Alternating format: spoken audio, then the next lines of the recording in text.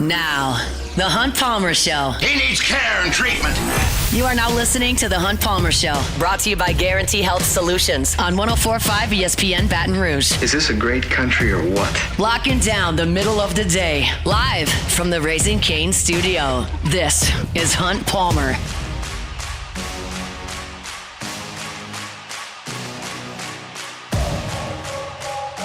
Welcome in. Hunt Palmer coming to you from the Raising Cane studio downtown in the capital city on this Monday. Hope your work week's off to a good start. Thanks to the folks at Guarantee Health Solutions for bringing you our Monday shows each and every week. Got Jordan Kitchens and Cassie Spazzali back there on the ones and twos, and a whole weekend to react to here over the next couple of hours. Chris Marler's going to be here in an hour. He, of course, does some work for us on LouisianaSports.net, runs our social media, and he was out at Pro Day today, so we're going to listen to what he had to see out there at Pro Day. It sounds like it was a fast track out there at LSU today. Harold Perkins with a very, very fast time. Mansour Delane with a very, very fast time. Garrett Nussmeier was out there throwing some footballs, so curious to catch up with Chris and see what he saw over there on campus earlier today. Plus, spring football starts tomorrow. They will be out there on the practice field just about 10 o'clock tomorrow morning. So I've got a couple segments today where I'll start to talk about what I'm going to be looking for with the access that we get. And I'm not really sure how much access that's going to be. We still haven't gotten a schedule.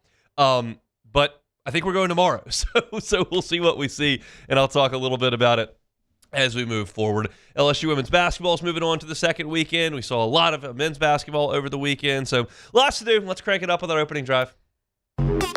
Welcome to the big league. It's time for Hunt's Opening Drive, presented by Fabry Chevrolet GMC in St. Francisville. When I last left you on Friday, I was feeling pretty good. Case and Evans just struck out 15. LSU had won a comfortable game 1. You felt like you had Cooper Moore and William Schmidt ready to go in games 2 and 3. You're at home. Reason to believe, based on the offensive run production in Nashville, the offensive run production on Thursday, the state of the bullpen, that it was looking advantageous for LSU to get at least one more game and get back on track against Oklahoma. And it didn't happen. It did not happen. LSU had 2 situations present themselves where they needed to make a play, and they were unable to do it on Friday and Saturday. On Friday, Derek Curiel dug in with the bases loaded and got a 3-0 count, and then watched strike 1 and watched strike 2 as he should have. And then he popped up the next pitch, and LSU was unable to dent the lead and get back into that game on Friday, and they lost it. Gave up an insurance run and ended up losing the game. And then on Saturday, Gavin Guidry goes back out there. He's probably low on fumes. He issues a leadoff walk, couple of hits, but Sheeran comes in and gets the ground ball, and Jack Ruckert kicks it. Probably would have been a double play to end the inning and complete another high wire act, which LSU had been performing out of the bullpen for 3 innings at that point. But you didn't make the play. That scores a run. Sac fly scores another. You lose the game. You're close. These games are competitive. You're losing on a walk-off home run on Friday in Nashville. You've got your guy at the plate with the bases loaded in the 7th on Friday, and you can't get it done. You've got a lead in the 8th inning on Saturday, and you can't get... you're close, but you're not good enough. And the biggest issue this weekend was not that Jack Ruckert kicked a ground ball, was not that Gavin Guidry was sent out where he was low on fumes. The reason LSU didn't get anything done this weekend in terms of winning the series is because the offense was terrible. Terrible. On the weekend, LSU was 18 for 89. That is a 202 batting average for the weekend. That's going to lose almost every time. And obviously, if you've got overall statistics that are bad, you're going to have bad situational statistics as well. LSU was 9 for 43 with runners on base. 9 for 43. That is a 209 batting average. And with runners in scoring position, LSU was 5 for 29. That is a 172 batting average. You did not hit. Now, LJ Mercurius is a good pitcher that you saw on Saturday. Friday. The days get jumbled with those Thursday, Friday, Saturdays. In Game 2, you saw Mercurius, and he's pretty good. But you got him out of the game in the 6th inning. And Oklahoma's bullpen is okay. It's not great. And you saw a freshman in Game 3 on Saturday, who's talented. He's left-handed. He's tall. Fastball ticked up to 96. Talented dude. But he had given up runs to A&M. He had given up runs to Santa Clara. And all you could really muster was one swing from Omar Cerna. We'll talk about him a little bit later. But like Jake Brown's been Superman for this team, right? He's the star. He's the only guy who has hit all season. Well, Skip Johnson is no dummy, okay? You don't win as many games as he has at Oklahoma and almost win a national championship by being silly, and he's not. So he looked at Jake Brown and said, well, you're not going to do much this weekend, bud. So they walked him 6 times. What did LSU do in those 6 spots after Jake Brown walked? 0 for 5 with a walk. Why would you pitch to Jake Brown if you're not scared of anybody behind him? And why would you be? Stephen Milam was 1 for 11. Derek Curiel was 2 for 11. Brown was 1 for 7. Like those 3 guys who were your stars produced 4 hits and they were all singles. And I thought really a fitting end to LSU's offensive weekend after Ruckert kicks the double play ball and the sac fly gives Oklahoma the lead. You've still got 6 outs to play with. And you're at the 2 hole of your lineup. 2, 3, 4, 5, 6, 7. The meat of your lineup is coming up. You're down 1. You're at home. Season's on the line. Not season's on the line. Series is on the line. What do you got? They went up and down in order in the 8th and up and down in order in the 9th. They saw 16 total pitches. Just no punch whatsoever. Like, yeah, Jake Brown crushed one, and I'd like that to be off the wall or fly out of the ballpark, and their left fielder makes a great play, but that's the point. Oklahoma made the plays they had to. They turned the double plays when they needed to on Friday and Saturday. They made the pitches they had to. I mentioned Curiel got ahead 3-0 in that spot. In the game on Friday, John Pearson got up 3-0 with the runner on first base, and he ended up hitting a double play. You're just not able to create enough offense. I went through some statistics for LSU offensively. You're 13th in the SEC in batting average, 10th in hits, 12th in doubles, 11th in slugging percentage, 13th in stolen bases. Like, you're in the bottom half or near the bottom in almost everything offensively. And so the question is, like, where do you get some help from? And the answer sounds something like this. I realize that I've done this exercise in my head before, and I'm sure this is what Jay Johnson's thinking about a lot. A lot of this just sounds like, well, everybody's got to play better, but let's look at more specific spots that have to produce more. You absolutely positively must get more from Stephen Milam. He can do it. That is not asking for something we've never seen. Now, last year in SEC play, he was bad.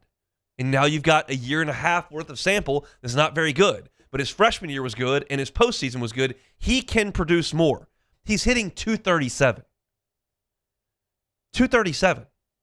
That's got to be closer to 290. And that's reasonable to expect. You need a little bit more from Derek Curiel. Like, he's hitting 323, which is good, but that he's got to be better than that. And he's got to produce more runs.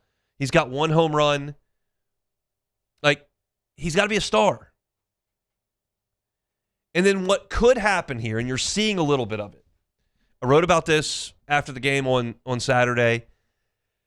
There's a possibility that Omar Cerna can become a star here.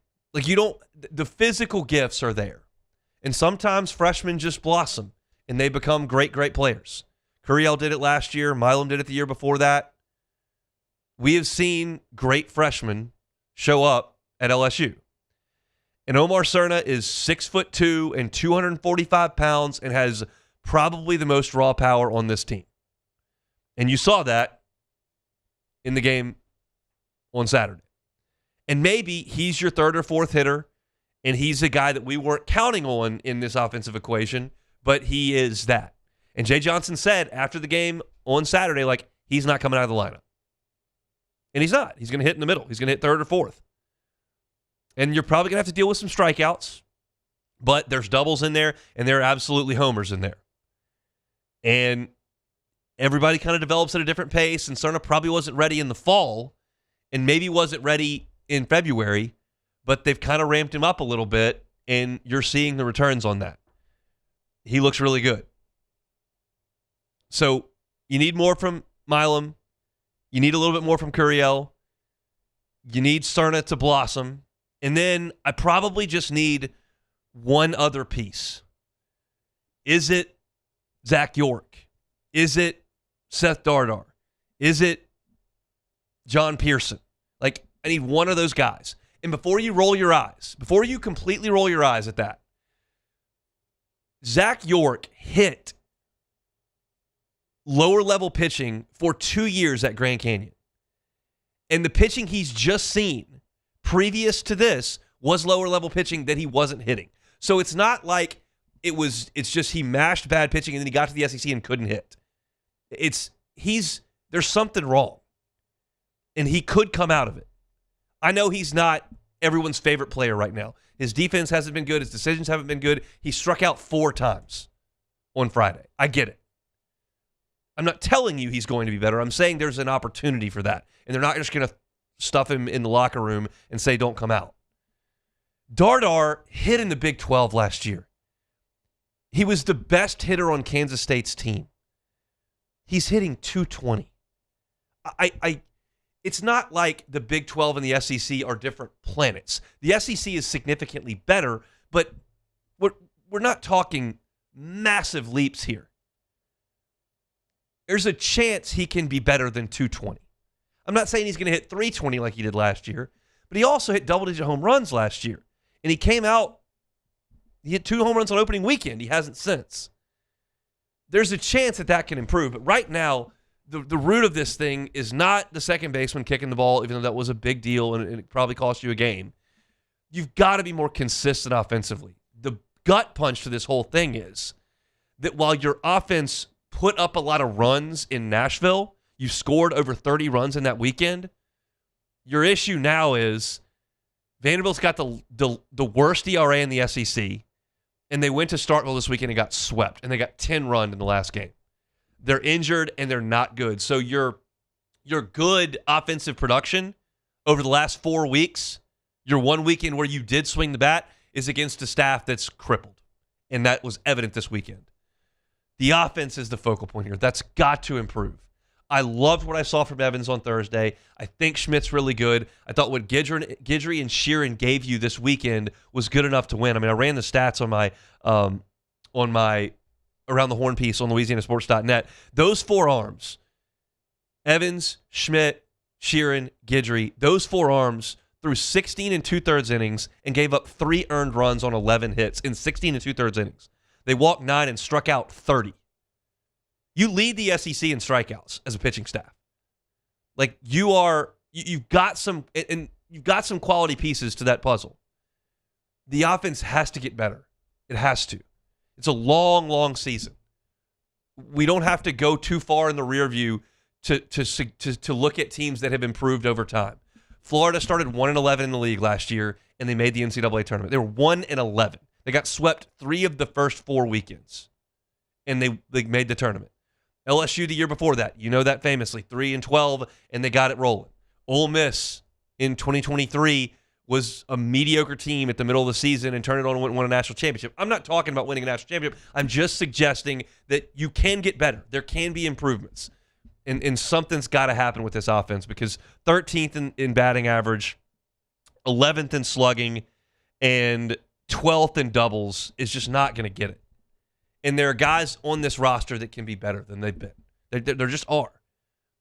You just got to hope that something happens. And you were close to winning that series. You were close to winning the series at Vanderbilt. But close doesn't count. You lost the games. You lost. And your resume right now is that you lost. And you are one of 4 teams in the league that hasn't won one of the 2 series. You got to get it going at some point, and right now they're just not hitting. Just not nearly enough hard contact. Got 2 homers on Saturday. Your other 2 hits were a flare into center field and a ground ball to the third baseman. That's not good enough baseball. So got more to talk about it. Talk about with it. I'm going to talk about the injury to Cooper Moore. That's obviously a huge storyline from the weekend, so I'll get into that coming up in 15 minutes. So there's more to do. Stick with us here. It's a Monday edition of the Hunt Palmer Show. The Hunt Palmer Show. Fabry Chevrolet GMC, FabryChevrolet.com, FabryChevrolet.com. New year here. If you're looking for new wheels, maybe your lease is about to expire. It's just time to get behind the wheel of something new. Fabry Chevrolet GMC is happy to help you out with that. And if it's a truck that you got your eye on, man, do they have some deals for you, up to $11,000 off Silverados, up to $13,000 off MSRP on GMC Sierras. If you're looking for financing on the Sierras, 0.0 APR finance. I mean, that's just as good as it gets. Go by and see them at Fabry Chevrolet GMC. You know the Fabry family's been at this for 35 years. They will take good care of you. They've been doing it in this town for generations. Customer service is phenomenal. The buying experience is great. Service after the sale, first rate as well. So make that short drive to St. Francisville, whether you're in the Felicianas or maybe you're here in Baton Rouge, cross the river, Port Allen, or Bruley. Make that short drive up to Highway 61 in St. Francisville and see my friends at Fabry Chevrolet GMC. Find them online at fabrychevrolet.com.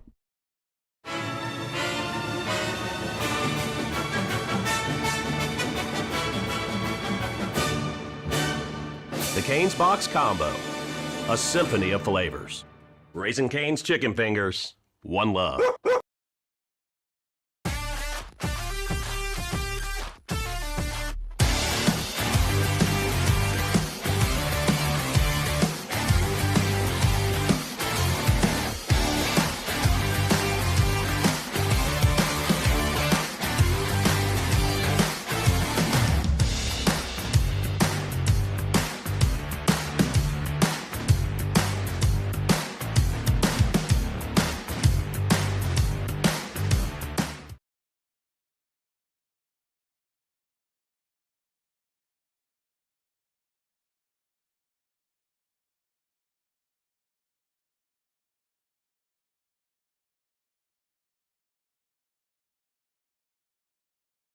Transform your living space with Lacoste & Young Remodeling and take your home from outdated to outstanding. Redefine your kitchen for the ultimate culinary experience or elevate your daily routine with a spa-worthy bathroom retreat. Our skilled team brings 3D modeling to life to ensure your vision becomes a reality. We believe luxury should be accessible and offer tailored solutions to fit your budget without compromising quality. So contact us today for a free estimate. Lacoste & Young Remodeling, providing perfect solutions for your dream home. Who bears the standard? Who sets the bar? It's not those satisfied by low-hanging fruit or by taking it easy. No, the standard is set by the best of us, by those who work hard. Dig deeper. Give more. At Sunshine, we're proud to provide John Deere products that work hard for you, the standard bearers. Find the dealer nearest you at sunequip.com. I'm Gabrielle McLeod on behalf of the Louisiana Propane Dealers. I have spent hundreds of hours preparing for scholarship competitions. That preparation paid off when I won the Fitness and Talent Awards along with the title of Miss Louisiana. The Louisiana Propane Dealers are also pretty talented and want you to be prepared for when the power goes out. Visit louisianapropane.com to find out about propane generators and other safety tips. Louisiana Propane, it truly is the fuel for our future.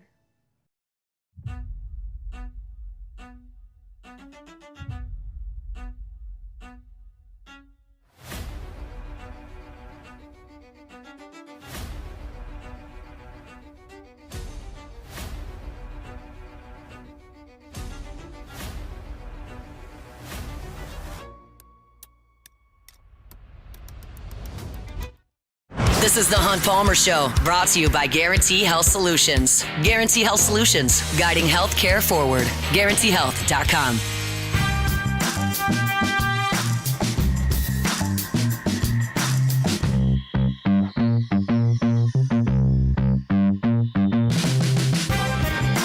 Monday show is brought to you by Guarantee Health Solutions. Find them online at GuaranteeHealth.com, GuaranteeHealth.com. Also want to remind you about my friends over at Marucci. Go by and take a tour at Marucci. I tell you about Marucci every day. It is such a cool thing that we have here in Baton Rouge. And I feel like a lot of folks haven't taken advantage of just seeing what a gym it is.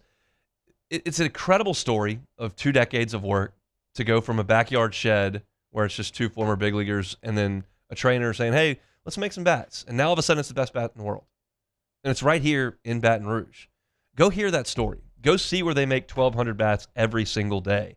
By taking that tour, maruccisports.com/campus-tour is how you get tickets. And every single ticket that you buy comes with a 20% discount in the Campus Tour store and in the Hitter's House. So go on by and see it. Grab some bats. Take some swings. You got a youth baseball team? take them over for a team building exercise. Got a youth softball team, same deal. Go see them at Marucci. They make the official bat of Major League Baseball. They're online at maruccisports.com. All right, LSU spring football begins tomorrow, and I kind of wanted to start that conversation today. We'll see what we see tomorrow. But I posed the question to our whole staff here at 104.5 ESPN. What are you looking for in the spring? I just left it very open-ended for the station survey that we've got running on LouisianaSports.net right now, and got a lot of different answers. Hester's very intrigued by looking at the running backs. Matt Flynn wanted to talk about Trey'Dez Green. There's a ton of curiosity about wide receiver because you've got so many new faces at that position. Certainly the backup quarterback, which will be front and center with Sam Leavitt out, got a lot of love as well. My answer for the question was less based on a question mark on the roster and more based on the actual information that we do get from going to practice. We don't really know what guys are going to look like against Clemson by checking out spring ball. But you can get a sense for rotations. And I think even more so, you can get a sense for rotations on the LSU defense this spring. Lane Kiffin and Charlie Weiss Jr. with that new offensive staff are probably throwing a lot of stuff against the wall to see what sticks offensively. You've got a whole new offensive line to deal with. You've got a whole new wide receiver group. You got 3 brand new quarterbacks. Only 2 of them can practice. Like, there's so much moving over there on the offensive side that, like, they're going to be doing a lot of stuff. Defense, you got the same coordinator, and you do have a lot of returning pieces. You are missing a ton of guys, no question about that, but there are a lot of pieces that are returning, and specifically in the secondary you do. DJ Pickett is back. PJ Woodland is back. Tamarcus Cooley is back. So that's 3 guys that played a ton of football for you that are back. But I know where Pickett and Woodland stand. I don't know what Cooley's situation is. And then you went into the transfer portal, and you really did load up on some guys that I think can help. I think Ty Benefield is absolutely a day one starter. I don't know where, though. I don't know if he's a deep safety, if he is a box safety. I don't know if he plays the star role. Like, I'm not sure what that looks like. You also went and got Mansour Delane's brother, Fahim, who was a former 4-star recruit who played a good bit at Ohio State. Like, he's physically ready to play as well. And oh, by the way, I didn't mention in the returners, like Deshaun Spears is back as well. So I think you can get a reasonable suggestion of what they're looking at if we go out there to 4 or 5 practices and you just see where guys are lining up. You got Pickett over here. You got Woodland over here. Okay, good. Now, who's star? Who's nickel? I'm not sure. I'm curious about that. I feel like Ty Benefield makes a lot of sense there, but I also absolutely could see Deshaun Spears playing there. Those guys are similar. They're long, and they're not afraid to tackle. So I think that those guys make a lot of sense. Cooley is a complete wild card and really a chess piece to me. He can play all those spots as well. It wouldn't stun me to see him come down and play some nickel if you feel like you've got more impact safeties. I'll tell you this, Tamarcus Cooley will take his job and play hard with it. Like he played as hard as anybody on that team last year. I love that Hester continued to bring this up, and I noticed it as well just watching the game with my own eyes. Last year, you could count on A.J. Halsey and Tamarcus Cooley to give you all the effort. I mean, they were going to play extremely hard all the time, and there were instances where LSU wasn't great on defense. Certainly weren't great on defense against Vanderbilt. You were terrible on defense in the second half against Texas A&M. Like, you had some issues on defense for sure, but the effort was always there with those guys. So this is a position group that I think is interesting and potentially very, very, very good. You've now got Corey Raymond entrenched there, and he's bringing in the talent that he wants. And so we'll get a look at what Aiden Anding is. We'll see what Havon Finney can be. They certainly like him as well. And there are some ancillary pieces that may get a look, but it feels like you're looking at a group of 5, 6 guys. I just don't know where they line up. And I think that that's something I can draw from. Practice is, how do I say this? It creates overreaction. Like, I'm well aware of that. I've been going to LSU football practices almost annually since 2010. That's 16 years, which sounds wild to say out loud. But we get these little morsels of information, and you probably try to extrapolate a little bit too much.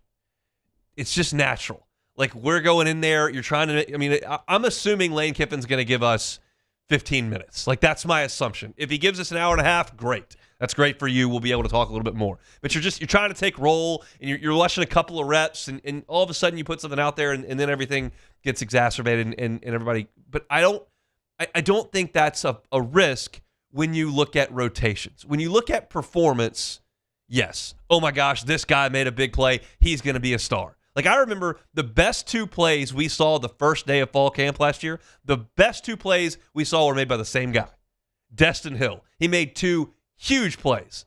Skied up with a one-handed catch, made one where he 2 feet in. I mean, it was the first day of practice. Like, oh my God, this guy's got some talent. Well, Destin Hill didn't even really play. Like, so that's the kind of thing that can happen. I don't fear that kind of an overreaction with rotations. And I think that with Baker's system in, with Corey Raymond entrenched, like, you're looking at a rotation that they're comfortable with, and they know what they're getting into in spring ball. You're not installing a system. You're not learning a lot of new faces. You've got Benefield, Delane, and then you got a bunch of guys that you had back. I want to see where those guys line up and where they play. I think this defensive backfield, even losing A.J. Halsey and Mansour Delane, who were stars this past year, I feel very good about what LSU has in the defensive backfield. I think Pickett could evolve into one of the best corners in the country this year.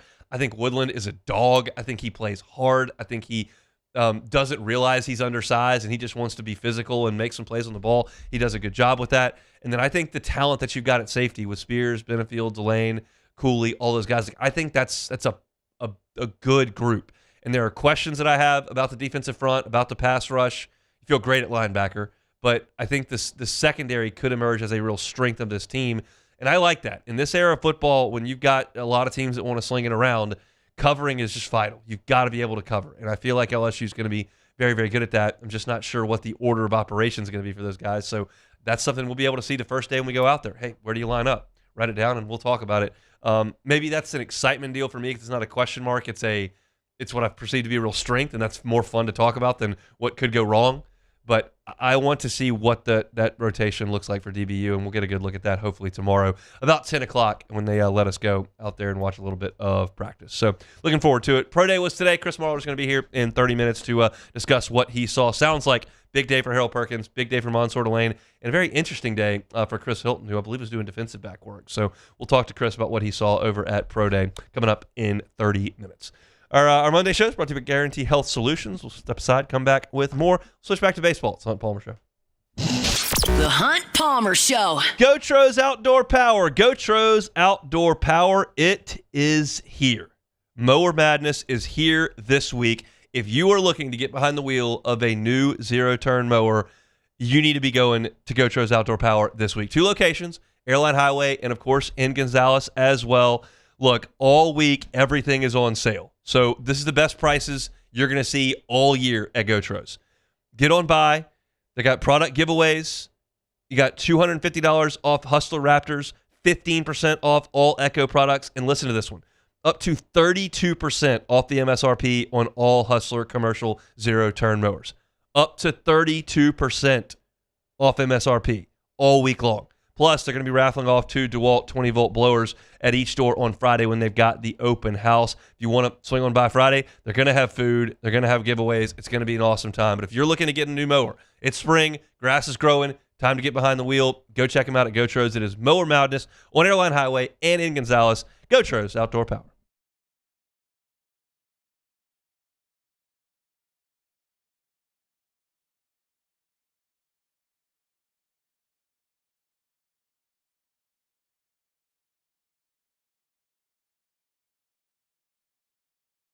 If your office is experiencing performance issues like slow networks, jammed printers, or disappearing files, Advanced Office Systems may be right for you. With powerful IT solutions, print management, document imaging, and security systems, they help offices regain confidence naturally. Side effects may include uncontrollable efficiency, smoother workflows, and a sudden burst of office joy. Say goodbye to those emotional breakdowns in the supply closet and get back on track with Advanced Office Systems. These are the luckiest ice cubes in the world. They could have been a thankless bed for an all-you-can-eat salad bar. But instead, They've been called upon to cradle and cool a crisp, refreshing Dos Equis. Looks like the lucky just got luckier. Dos Equis. My father, J.B. Falgu, had a vision of growth for First American Bank and the communities we serve. The bank's foundation was built on his legacy of compassion, loyalty, and dedication. Through his years of leadership, First American has prospered to heights even J.B. could not have imagined. I know my father would be extremely proud of the customer service and financial stability that First American provides to Southeast Louisiana. We continue to thrive because of the legacy of J.B. Falgu. Looking for cleaner energy? Propane is energy for everyone. Propane water heaters are very cost efficient, and the savings are even greater with a tankless propane water heater. We all know that Louisiana propane is a safe and environmentally friendly fuel. So why not go green while you save some green? I'm Miss Louisiana, Gabrielle McLeod, and for more information, visit louisianapropane.com.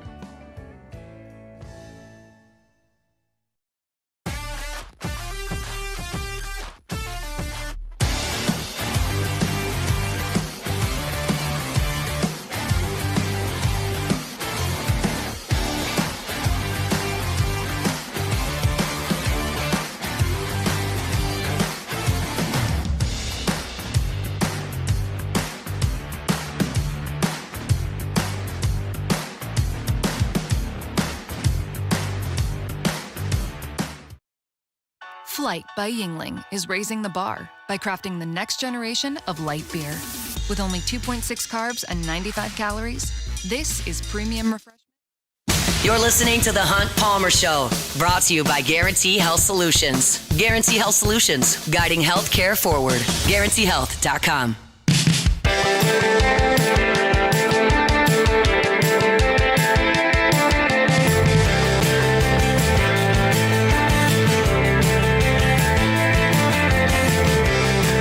Kick off every week with our Monday shows brought to you by Guarantee Health Solutions. You can find them online at GuaranteeHealth.com. Rachel Fricke, who runs the show over there at Guarantee Health Solutions, has got a background in hotels and hospitality. And that's what she's brought to the healthcare system with Guarantee Health Solution. If you're a dental office, if you're in urgent care, if you're a hospital, wherever you are in the healthcare space, Guarantee Health Solutions is here as an operational expert. They're going to make sure that the patient experience is phenomenal. That's not always the case in the healthcare world. And while you're tending to patients, maybe something like that can slip through the cracks. That's where Guarantee Health Solutions can come in and help you. They can do a full assessment of the patient journey. How easy is it to access care? How many clicks to care is what they say when you look at your website online. They can do things like helping make sure that patients are kept abreast of when their annual visit is supposed to be and get them into the door. They are a growth partner with you in the healthcare space. Concierge Healthcare is absolutely growing. Guarantee Health Solutions can help you out with that. This is an operation that's managed over 1 million patients a year. They're in 12 states with 23 partnerships. And for those of you in the healthcare space, you know that Net Promoter Score is a big, big deal. They've made huge impacts with some of their partners really, really quickly. They went from a 65 to a 90 in just 3 months with a partner recently. If you're in the healthcare space and you just want a second set of eyes on all of your operation, Guarantee Health Solutions is here to help you. They can help you online at GuaranteeHealth.com, GuaranteeHealth.com. All right, obviously losing the weekend was a big deal for LSU baseball. You had a chance by winning on Thursday to come out and get a home series and get back to 500 in league play, and you weren't able to do that, and that was a big deal. But maybe the most impactful storyline of the weekend was the exit of Cooper Moore on Friday. I'm watching the game on TV, and you see just a spiked fastball from a guy who's got really, really good command. And then the trainer comes out, and Cooper Moore's just holding the ball down by his waist. And he never attempted another warm-up pitch. They never put their hands on him. He just walked off the field. And, I'm not here to be a doctor. I'm not here to be all doom and gloom, but I've watched enough baseball in my day. You see an errant pitch, the trainer comes out, there's no contact, the pitcher doesn't throw a warm-up and just walks off the field irritated. That oftentimes is worst-case scenario. It just is. Thankfully, it appears this was not. But that's what it felt like on Friday. On Friday, me personally, with no medical background and no information on Cooper Moore, I just looked at that on the television and went, he's done. That's what it looked like. But they did some imaging. Nothing structurally wrong. There's a little bit of inflammation, and Jay Johnson told us on Saturday after the game, just gotta shut him down for 10 days and then ramp him up slowly for 10 days. You're looking at about 20 days there. That's 3 weeks. So probably miss 3 series is kind of what you're looking at for Cooper Moore. That would put you at the halfway point, and you'd have 5 left to go. I would suggest in my analysis of the team, I'm not Jay Johnson. He's got a job to do. I'm not Isaac Trujillo, the trainer. He's got a job to do. I'm not Cooper Moore. He's got a future. This is just me analyzing the team. I think it's ambitious to imagine that in 3 weeks, Cooper Moore's just going to show up and be good as new. He could be. That'd be awesome. But I think one of the things we do a little bit prematurely is track pitchers' return to action and their effectiveness. I'm on the conservative side on that. So this is something LSU's going to have to mitigate in the short term and potentially longer without Moore. And so what does that look like? Well, you do catch a small break that's pretty insignificant, honestly. But you did move the series up last weekend. So William Schmidt did pitch on Saturday. He very comfortably slots in next Saturday, doesn't have to change a thing. So you've got Evans on Friday, you've got Schmidt on Saturday, and then you're just going to pitch Game 3 on Sunday the way that you've basically done it Jay Johnson's entire career here. LSU has not had a true third starter for 9 years. Like Eric Walker in 2017 was the last guy I would really look at and say, okay, he gets the ball on Sunday. He's absolutely capable of going 6 innings of 2-hit baseball. Like they haven't had that in a long time. And it looked like this team was kind of rounding into that, and that could be a strength of this team, and now Cooper Moore is out. So you're not going to – I would be flat line stunned, fall out of my chair stunned if Jay Johnson announced a Sunday starter on Thursday of this week. Like, absolutely stunned. Because he never does, 1. And 2, he's not going to know because I don't think they're going to hold anyone for Sunday. Like, you have been holding William Schmidt for Game 3s. He was not going to pitch on Game 1 or Game 2 at any point over the first 6 weeks of baseball. You were holding him. That is gone. You're not holding Zach Cowan. You're not holding Gavin Guidry. You're not holding anyone. You are going to go with the guy you think gives you a chance to win on Friday when Evans is done. Same thing on Saturday when Schmidt is done. And I like it with a third starter, but you rarely have it. And if you look around the Southeastern Conference right now, there are some teams that feel like they have it early on. Texas does. Arkansas does. There are some, but not everybody. There's just a big injury for Mississippi State. Their Friday night guy is going to miss a little bit of time. There are TBAs all over the place in this league. And that's what LSU is going to jump into. Jay Johnson's comfortable with that. And yes, he's comfortable with that. They've done that. This is a big loss, though, because I think Cooper Moore is good. And he looked good on Friday before he got hurt. Optimistically, you hope he returns and he hits his stride late in the season. And this is just a chance for him to get healthy, to lessen the amount of innings that he'll have to throw this year. But it's bad because that's a guy, and a weekend is a collection of outs, right? That's what the term I like to use. That's a guy you could comfortably lean on for 15 outs every weekend. And now you have a hole of 15 outs. And you saw this week, even with Evans pitching into the 8th inning and dominating, and with Moore getting you 5 innings, Schmidt's pitch count got elevated, and you kind of had to go to your horses, and you were probably 1 inning short. Gavin Guidry needed to come out 1 inning earlier at about 55 pitches instead of 70 pitches. You were 1 arm short there. And now you're taking Moore's 15 outs out of the equation. It's a big deal. It's a big deal. Now, if Zach Cowan can return to the form of last year, good. You can count on him for probably 9 outs. And then you're going to have some of these other guys step up. Like, I feel really good about Guidry. I feel really good about Sheeran. I thought those guys did look very good on Saturday. And I feel great about Evans and great about Schmidt right now. You're leading the SEC in strikeouts. And that's not just because of the non-conference. You struck out a boatload of Oklahoma guys, and you struck out a lot of Vanderbilt guys. You're going to strike a lot of guys out. You've got enough stuff to do that. But you've got to have some guys step forward to throw strikes and probably give you more than they have in the first 2 weekends. So this is a difficult blow for LSU to absorb, but potentially it's not as bad as or at least I shouldn't speak for y'all, not as bad as I thought it was when Cooper Moore walked off the mound. Because when a pitcher holds his arm off to his side, shakes his hand, and then doesn't throw a warm-up pitch, I don't generally have a very positive reaction to that. So I think Jaden Newt may have to step up a little bit.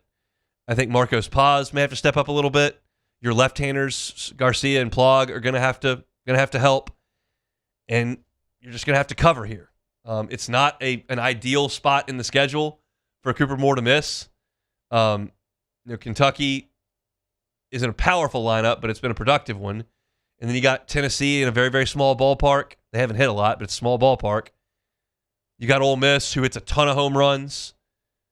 You got Texas A&M coming in. They hit a lot of home runs. Like, you've got a lot of good offenses coming up or small ballparks coming up. And you're going to be without Cooper Moore for a little bit. It stings, but you got to find somebody else. Hopefully it's a 3-week deal, and we'll see. But that's a look at LSU from a pitching perspective. We may talk a little bit of defense coming up later on in the show. When we come back, let's take a look at the weekend that was on the hardwood, both for LSU's women and for the men in the NCAA tournament. We'll talk about all that when we come back. The Hunt Palmer Show. One Bath and Closets. OneBathAndClosets.com is the website. David Duvall and his team, 30 years redesigning and remodeling bathrooms and closets. Look, it may not be a huge full-scale renovation. It could be. They can do that for you. They did it for Brian Haldane, who's our morning show on Talk 107.3. Brian's talked about it on his show consistently. They were thrilled with a big renovation of their master bathroom. Maybe it's something simple, though, like a tub-to-shower conversion. If you got a tub that doesn't work, you got a tub that's old and dingy and you don't take baths, you just take a shower standing in that tub, well, take it out. Put in a walk-in shower. Change the look of your bathroom. Change the functionality of your bathroom. Add a little value to your home. David Duvall and his team can do that in short order and in a cost-effective way.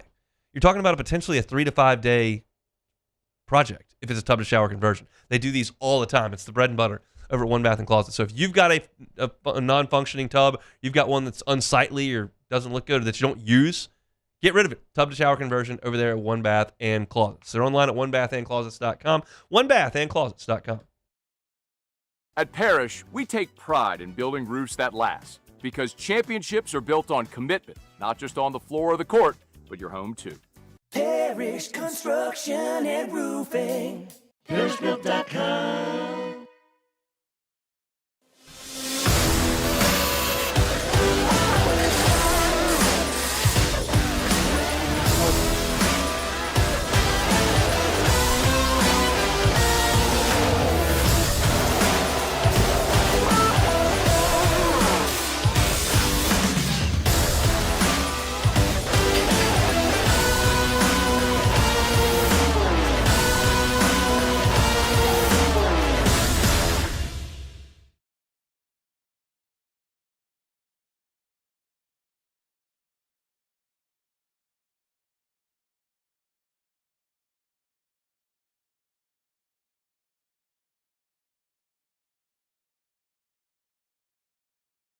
Hi, this is Beth Serena. Welcome to my pool.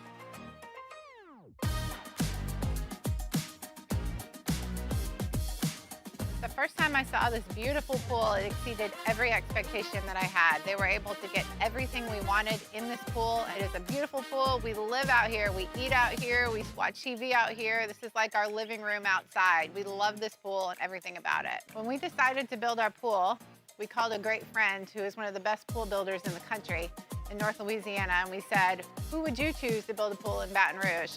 And without a hesitation, he told us Russell Pools. He said their history, tradition of great builds, great pools was unmatched. So of course, who did we call? Russell Pools.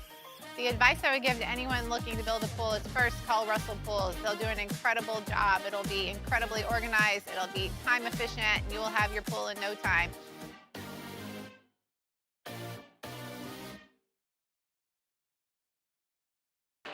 When it comes to industrial construction, River Parish Contractors can do it all. Mechanical, structural, custom fabrication, specialized welding, and turnaround services. Strategically located in between Baton Rouge and New Orleans, we have the local team with the experience and commitment to safety to manage the most complex industrial projects. Period. Here's the deal. Partnering with us means your project is delivered on time, on budget, and most important, safely. River Parish Contractors, let's get building. If your office is experiencing performance issues like slow networks, jammed printers, or disappearing files, Advanced Office Systems may be right for you. With powerful IT solutions, print management, document imaging, and security systems, they help offices regain confidence naturally. Side effects may include uncontrollable efficiency, smoother workflows, and a sudden burst of office joy. Say goodbye to those emotional breakdowns. You're listening to The Hunt Palmer Show, brought to you by Guarantee Health Solutions. Guarantee Health Solutions, guiding healthcare forward. GuaranteeHealth.com.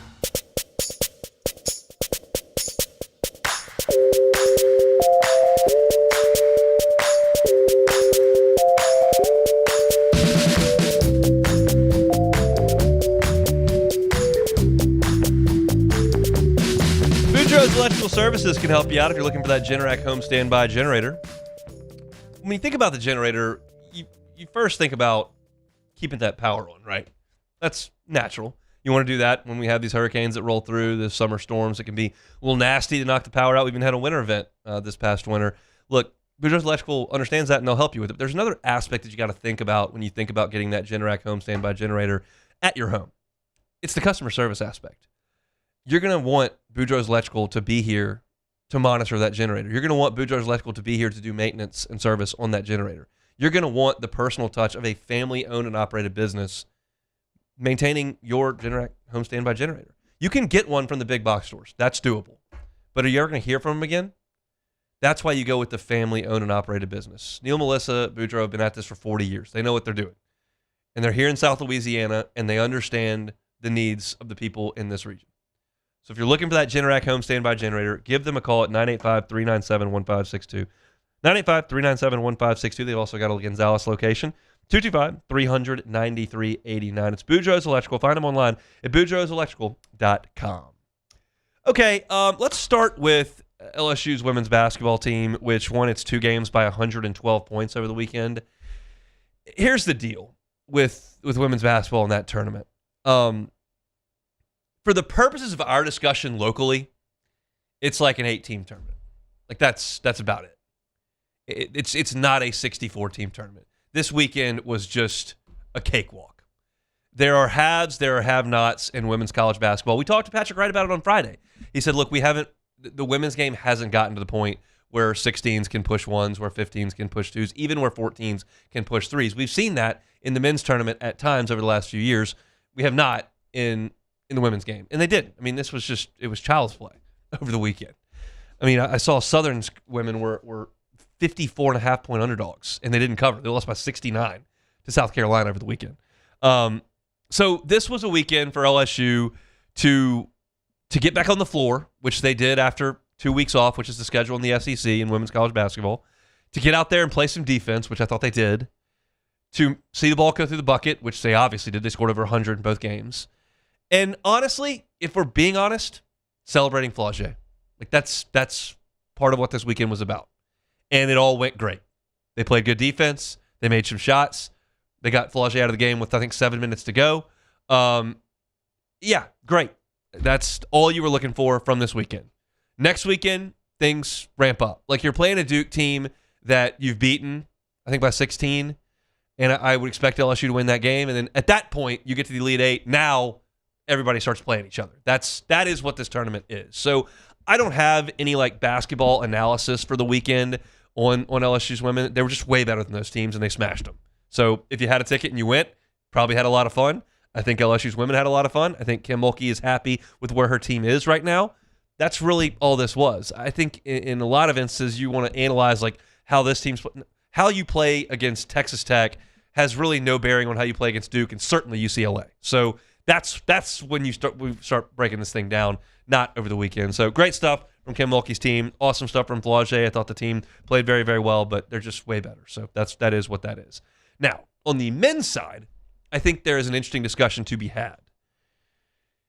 The mid-major got dusted for a second year in a row. And I think when we think about this tournament, we often think about Lehigh beating Duke and Fairleigh Dickinson beating Purdue and all those crazy upsets that you saw with like Dunk City beating Georgetown and Bucknell beating Kansas. And Jack Golke, Kentucky. Yeah, there you go. I mean, you think about those games, and they're great memories. I mean, one of my favorite all-time March Madness memories, I was a senior in high school. I was in physics class at Loyola, and our physics teacher was an assistant basketball coach. He was the head coach of the JV team, and he let us watch Northwestern State play Iowa. My good buddy, who was my high school point guard when I was a junior, walked on at Northwestern. He was on the team that hit the corner three to beat Iowa. It was on a Thursday, and I was in physics class, and we went nuts in the class, so much so that an administrator came up and asked us what we were doing. We turned the TV off by that point and acted like we were still in physics class. But, like, yeah, it's Northwestern State over Iowa, incredible upset, great memories. And it feels like those are fleeting. It feels like that. Because you don't have Steph Curry at Davidson for 3 years. Steph Curry goes to Davidson for 1 year, and then he transfers to Kentucky. Like, that's what Steph Curry does now. You don't have those seniors that have played together for 3 years on these mid-majors because no one plays anywhere for 3 years. So I think those stories are going to be few and far between. And I think there are a lot of people that would look at that and go, that's such a bummer. It's like that takes away from one of the greatest tournaments. You know what it doesn't do? Take away from it for me. Because you know what's awesome? Watching Rick Pitino and Bill Self coach against each other because the big boys got through to the second round. And what's coming next weekend when you just have blue bloods and lottery picks and studs all over the place and legendary coaches. Like, yeah, it's fine if you want Florida Atlantic to make a run or George Mason to make a run or Florida Gulf Coast to make a run. Like, that is a good story. But I like the good basketball too, and you're going to get really good basketball. When the plucky underdog of the bunch is Texas, you've got hoopers out there, and I'm excited to watch that this coming weekend. To me, I'd rather watch the future NBA guys go than the off chance of the plucky underdog making a run. Because like Florida got to play George Mason in the Final Four when LSU got there, and LSU staring at UCLA on the other side. It's a little bit different deal. So I think that the new rules have really, really hurt the mid-majors. There's a reason. I think the favorites went 16-0 on Friday. Like that's what's going to happen when the mid-majors get all their talent plucked away and the big budgets are getting the big players. But that's just going to create really good basketball in the round of 32, 16, 8, 4, and 2, obviously. I'm good with it. You cool with it, Jordan? I mean, listen, when you have an Arkansas versus Arizona matchup in the Sweet 16, it doesn't get no better than that. It does not get no better than that. And, yeah, I guess you can say the smaller schools are, like I said, they're dying off. But I just think the bigger schools, their floor is a lot more higher now. You know, especially how the roster construction, seeing a lot of these teams where they're so big, they're so tall, and all these little schools, they're not going to have the same type of height. You're going to have to run 5 guys out there to play Duke. Like, all we got is 5. So, yeah, Sienna. Yeah, like Sienna. Like, all you got is 5. Duke's got a bench, lottery picks, top 3 picks. So it's like, yeah, in that aspect, 100% right. But when you're talking Sweet 16 now and up, where you're just going to get these Titan matchups. I mean, the East coming up this weekend, it's Duke against Pitino, St. John's. Elite. And then Izzo and Hurley, Michigan State, UConn. You can't get no better matchup than that. As cool as Florida Gulf Coast is in the Sweet 16, I'll take that. All day. I mean, you got Iowa and Nebraska, which is interesting. But then on the other side, you got Illinois and Houston, which are 2 heavyweights, Underwood and Sampson. Yeah, Florida. Obviously, Hughes. I think Tennessee and Iowa State is going to be an absolute physical war. Michigan is my pick to win the national championship. You know, Alabama's going to shoot 42 threes coming up in that game. I know you hate Alabama. They're so fun to watch. They are so fun. Texas. I mean, Oates plays an amazingly fun brand of basketball. I just despise him. It just is what it is. But then you mentioned Arizona, Arkansas, Elite. And then Texas, Purdue, which those are 2 of the better coaches in the country Matt right Painter. there. You know, Hunt, tell me this. Why does nobody talk about Tennessee? It feels like they're always here when the smoke they've never clears. made the Final Four. But it's like when the smoke clears, they're always in the talks. They made 4 straight Sweet 16s. Barnes is an incredible coach. Yeah. He's had great talent. He's got a lottery pick on this team in Ament. Yeah. Like they're awesome, but they haven't gotten to the Final Four. They just like they've never beat the door down. So that's the point. And they're going to have to work really, really hard this weekend to get to the Final Four. I mean, sitting right in front of them is going to be Iowa State and then probably Michigan. Iowa State's a buzzsaw right now. Yeah, they're good. So yeah, it's feel great for Nebraska. What a win for Iowa! Just incredible stuff. I don't love Todd Golden either, so I thought that was great. Florida blew it, man. They did. But yeah, you're getting some real basketball coming up this weekend, and I'm okay with that. With Cinderella being out of the dance, we'll see. That's it for hour number 1. We'll come back with Chris Marlowe talking LSU Pro Day. That is next. The Hunt Palmer Show. Highland Insurance Group, HighlandIG.com. HighlandIG.com is that website. How about a captive? Have you looked at a captive? Has your insurance broker showed you a captive? If you are a sizable business, sizable operation, and you pay a significant amount in insurance premiums and you have not been approached about a captive, your broker may not have the capability. It's possible. At the Howard Insurance Group, they do it all the time. And so I think this is the future of insurance. They certainly do at the Howard Insurance Group as well. It can be a game changer for your business's bottom line if you fit into a captive. It's about fit. You got to have a sizable premium. You've got to have good loss history, great risk management. But if you have those things, you check those boxes, let Jonathan Carbo sit down and talk to you about a captive. It could be a financial difference maker for your organization. Insurance costs are significant. You can potentially lessen them with a captive program. Check them out online at HighlandIG.com. They're based right here in Baton Rouge. They can help you out statewide. It's Jonathan Carbo and his team at the Highland Insurance Group. Find them online at HighlandIG.com.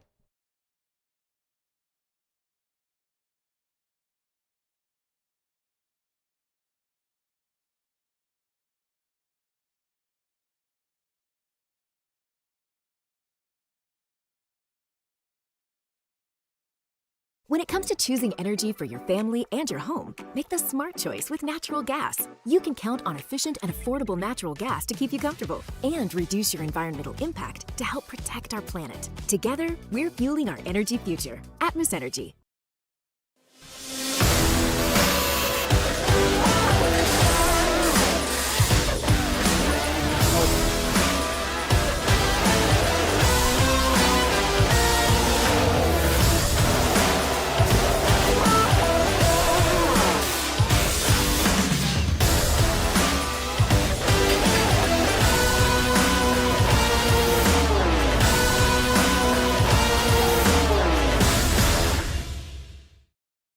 At Raising Cane's, we hand batter every chicken finger, mix every cane sauce, butter every Texas toast, stir every slaw, and salt every fry. Because when you do it right, you can taste it in every bite. Raising Cane's chicken fingers, one love.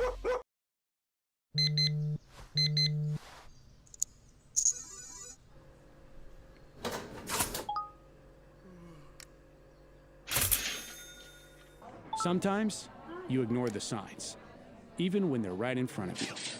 Problem gambling isn't always easy to spot. Know the signs, set your limit.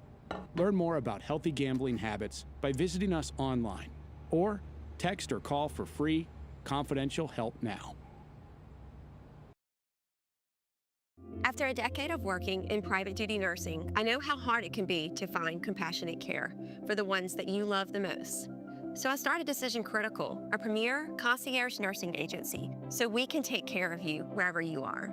Our highly skilled nurses provide exceptional care from the comfort of your own home with personalized packages for short-term, long-term, or even around-the-clock care. Visit us at decisioncriticalbr.com and give us a call today to get started. Who bears the standard? Who sets the bar? It's not those satisfied by low-hanging fruit or by taking it easy. Now the standard is set by the best of us, by those who work hard.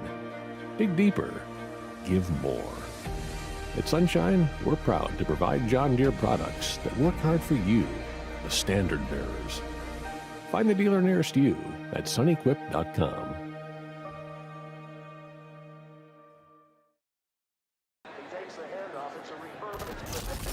When you can't rely on technology, you can rely on Mountain Cold Refreshment. Dave's back on. Coors Light. Choose chill.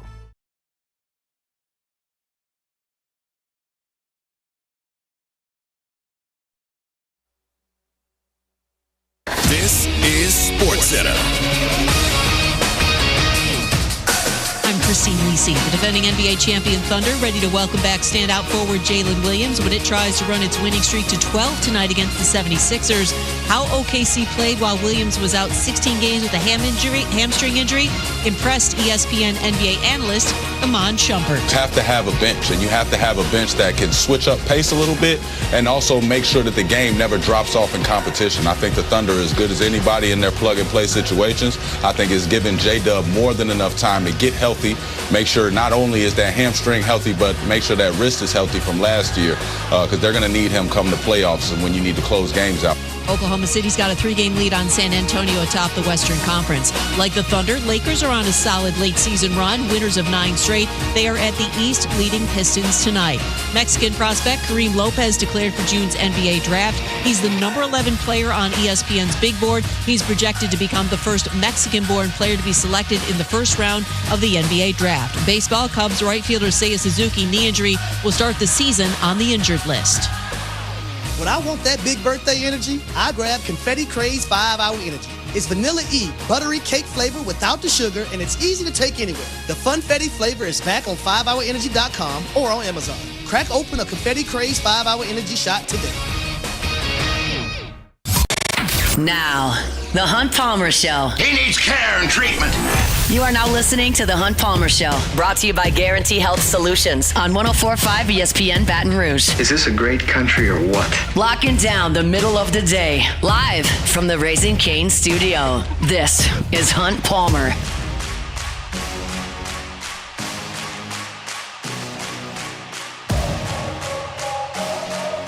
Hour 2, Monday edition of the Hunt Palmer Show, 104.5 ESPN Baton Rouge, brought to you by Guarantee Health Solutions. Find them online at guaranteehealth.com, guaranteehealth.com. Got some more baseball to get to, maybe a little bit of football as well, as LSU is on the spring football practice field tomorrow. But today, it's time for the guys who are leaving LSU behind to take center stage at LSU's Pro Day. Chris Marler, LouisianaSports.net, was there for us. Chris, how are you, sir? I'm fantastic. I stopped watching Mormon Housewives just for this. I'm fired up. That goes on in your house too, but you participate in that?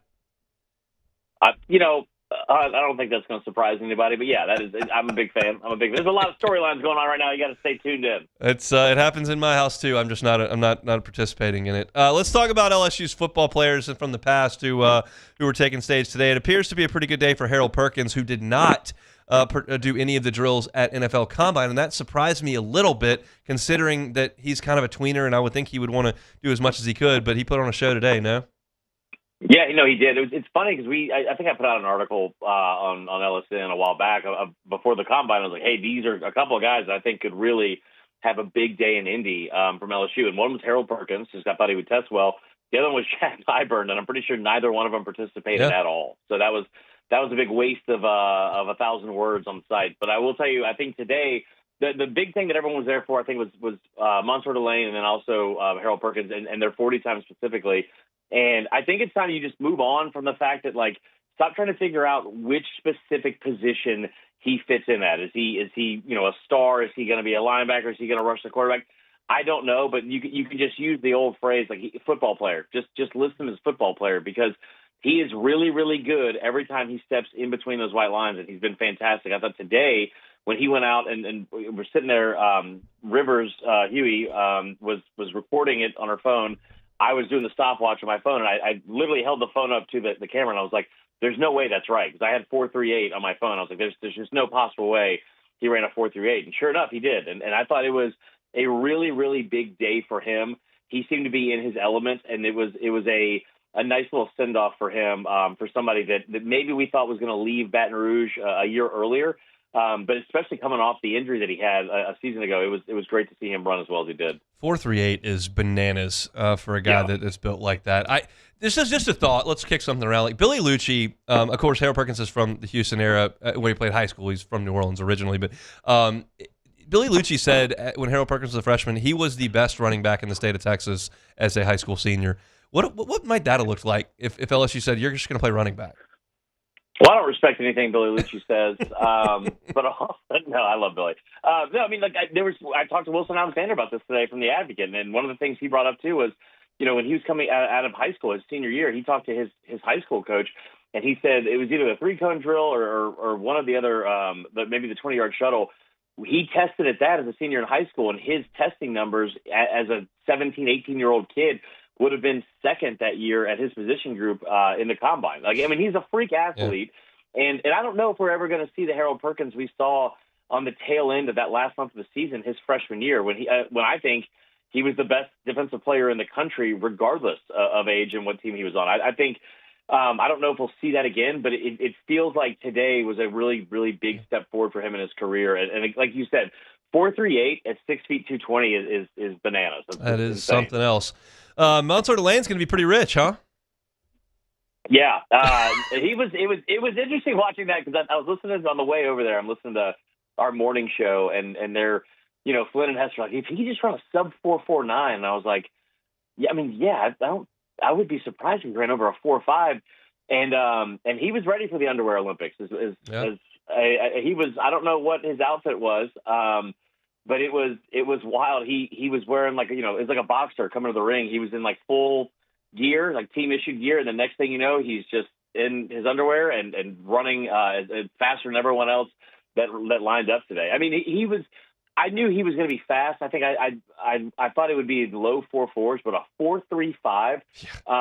He lost an inch, I think, from the from what do you call it, the media guide. It was 5'11". Okay. But he is the quintessential guy of just put on the tape and stop talking about like the metrics if he didn't run fast. But lucky for him, he ran a 4.35. So I don't know if he's going to last past the 10th pick in this year's draft because he is uber talented and also apparently uber fast. He allowed 2 first downs this year. 2 first downs. That's insane.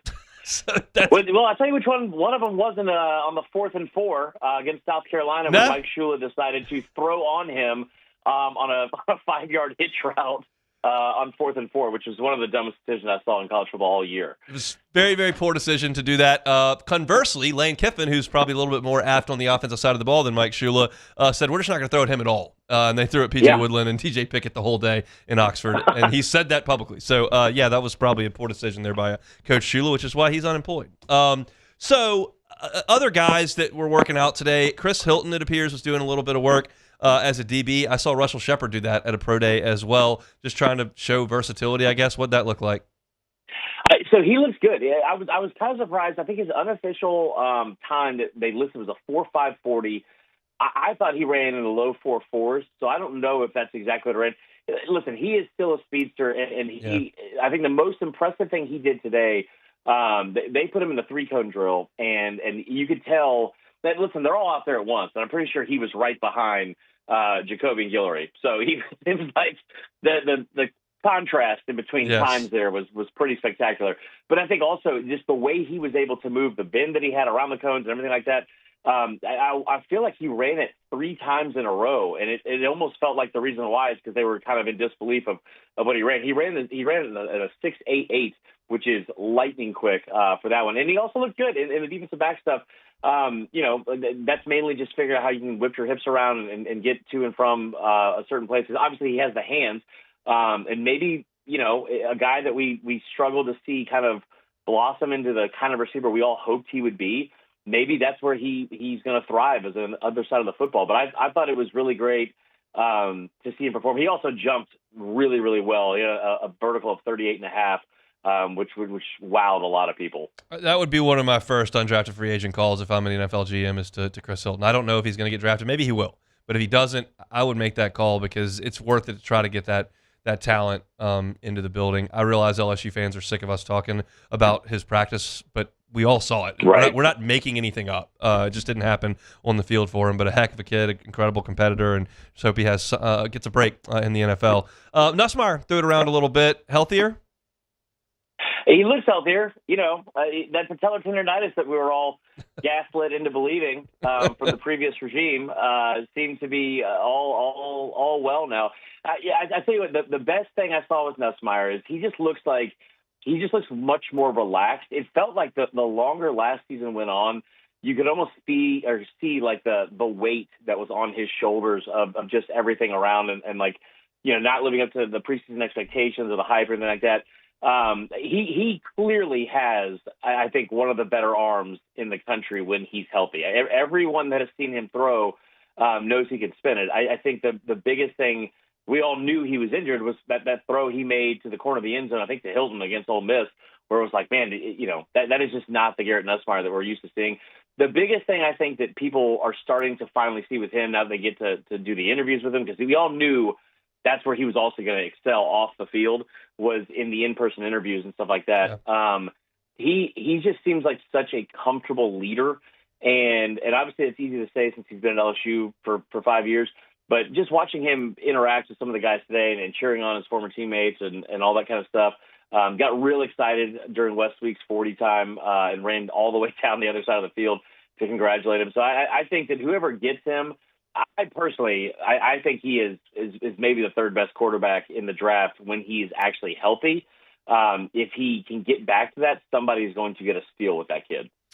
Anybody else catch your eye? You mentioned Wes Weeks on the 40. You mentioned Jacoby and Guillory, Jack Pyburn, Patrick Payton, a bunch of guys out there. Anybody that you saw that we haven't mentioned?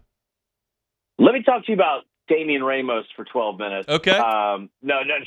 I thought Wes Weeks had a really good day. Wes Weeks, he just looks the part. It's so funny looking at him. Me and Rivers were joking. It was like it's like his abs were painted on. Like he looks every bit of the part of an NFL linebacker, right?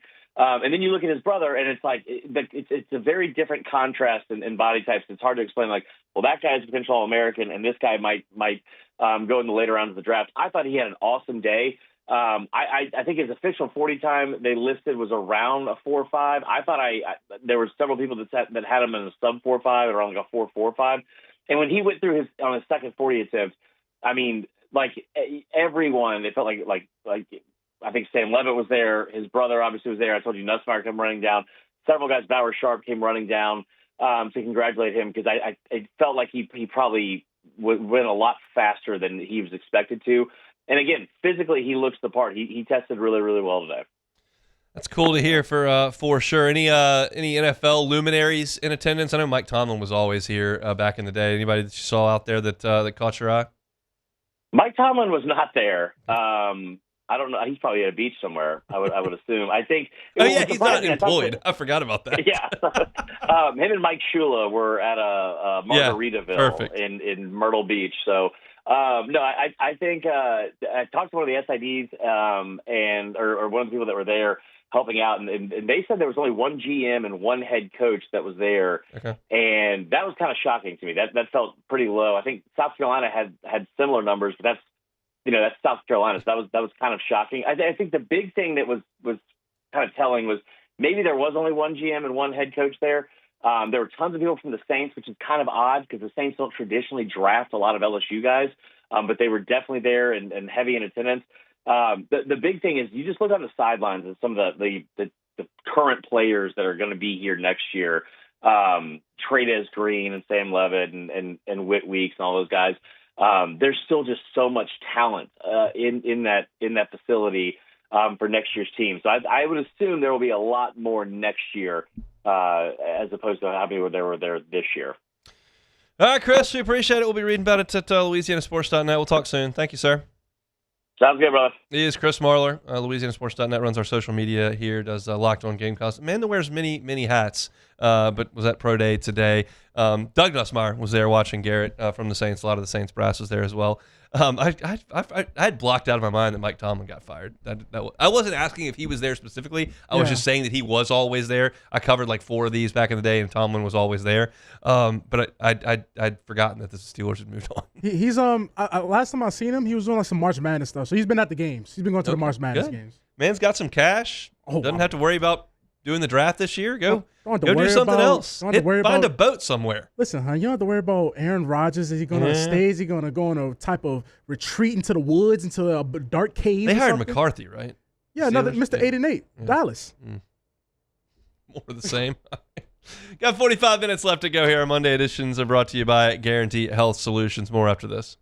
The Hunt Palmer Show. Fabry Chevrolet GMC, FabryChevrolet.com, FabryChevrolet.com. The entire inventory is there at FabryChevrolet.com, so I invite you to go check that out. Fabry family's been at this for 35 years in Baton Rouge. You know them. You know what to expect. You're going to get wonderful customer service, a pleasant buying experience, and great service after the sale. Reminder, their service department services all makes. So whatever you've got, they can help you out there in St. Francisville. It's a short drive from Baton Rouge. So if you're looking for a great deal, up to $11,000 off of Chevy Silverados, up to $13,000 off GMC Sierras, they've got you covered on trucks. They've also got great selection of SUVs as well. If you're looking for a Tahoe or a Suburban, they got them. If you're looking for a Yukon or Denali, they've got those as well. Great time to get into a new ride.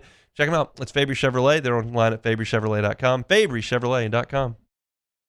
The experts at Hood Dental Care want you smiling bigger and healthier than ever. New patients can get a healthy gums cleaning for just $89, plus a free exam and full mouth x-rays. A $376 value. With over 3,000 five-star Google reviews, 5 local locations, and easy online scheduling with same-day care. Hood Dental makes it simple to get started. And we always have other great giveaways for new patients. Check out hooddentalcare.com and schedule your appointment today. Championships are won with preparation, and so are great roofs. Coach is tough on us about preparation, and Paris brings that same championship mindset. Do business with someone you know. Paris Construction and Roofing. ParisRoof.com. I'm Gabrielle McLeod on behalf of the Louisiana Propane Dealers. I have spent hundreds of hours preparing for scholarship competitions.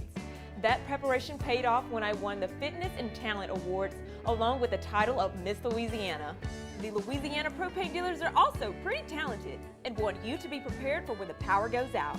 Visit LouisianaPropane.com to find out about propane generators and other safety tips. Louisiana Propane, it truly is the fuel for our future.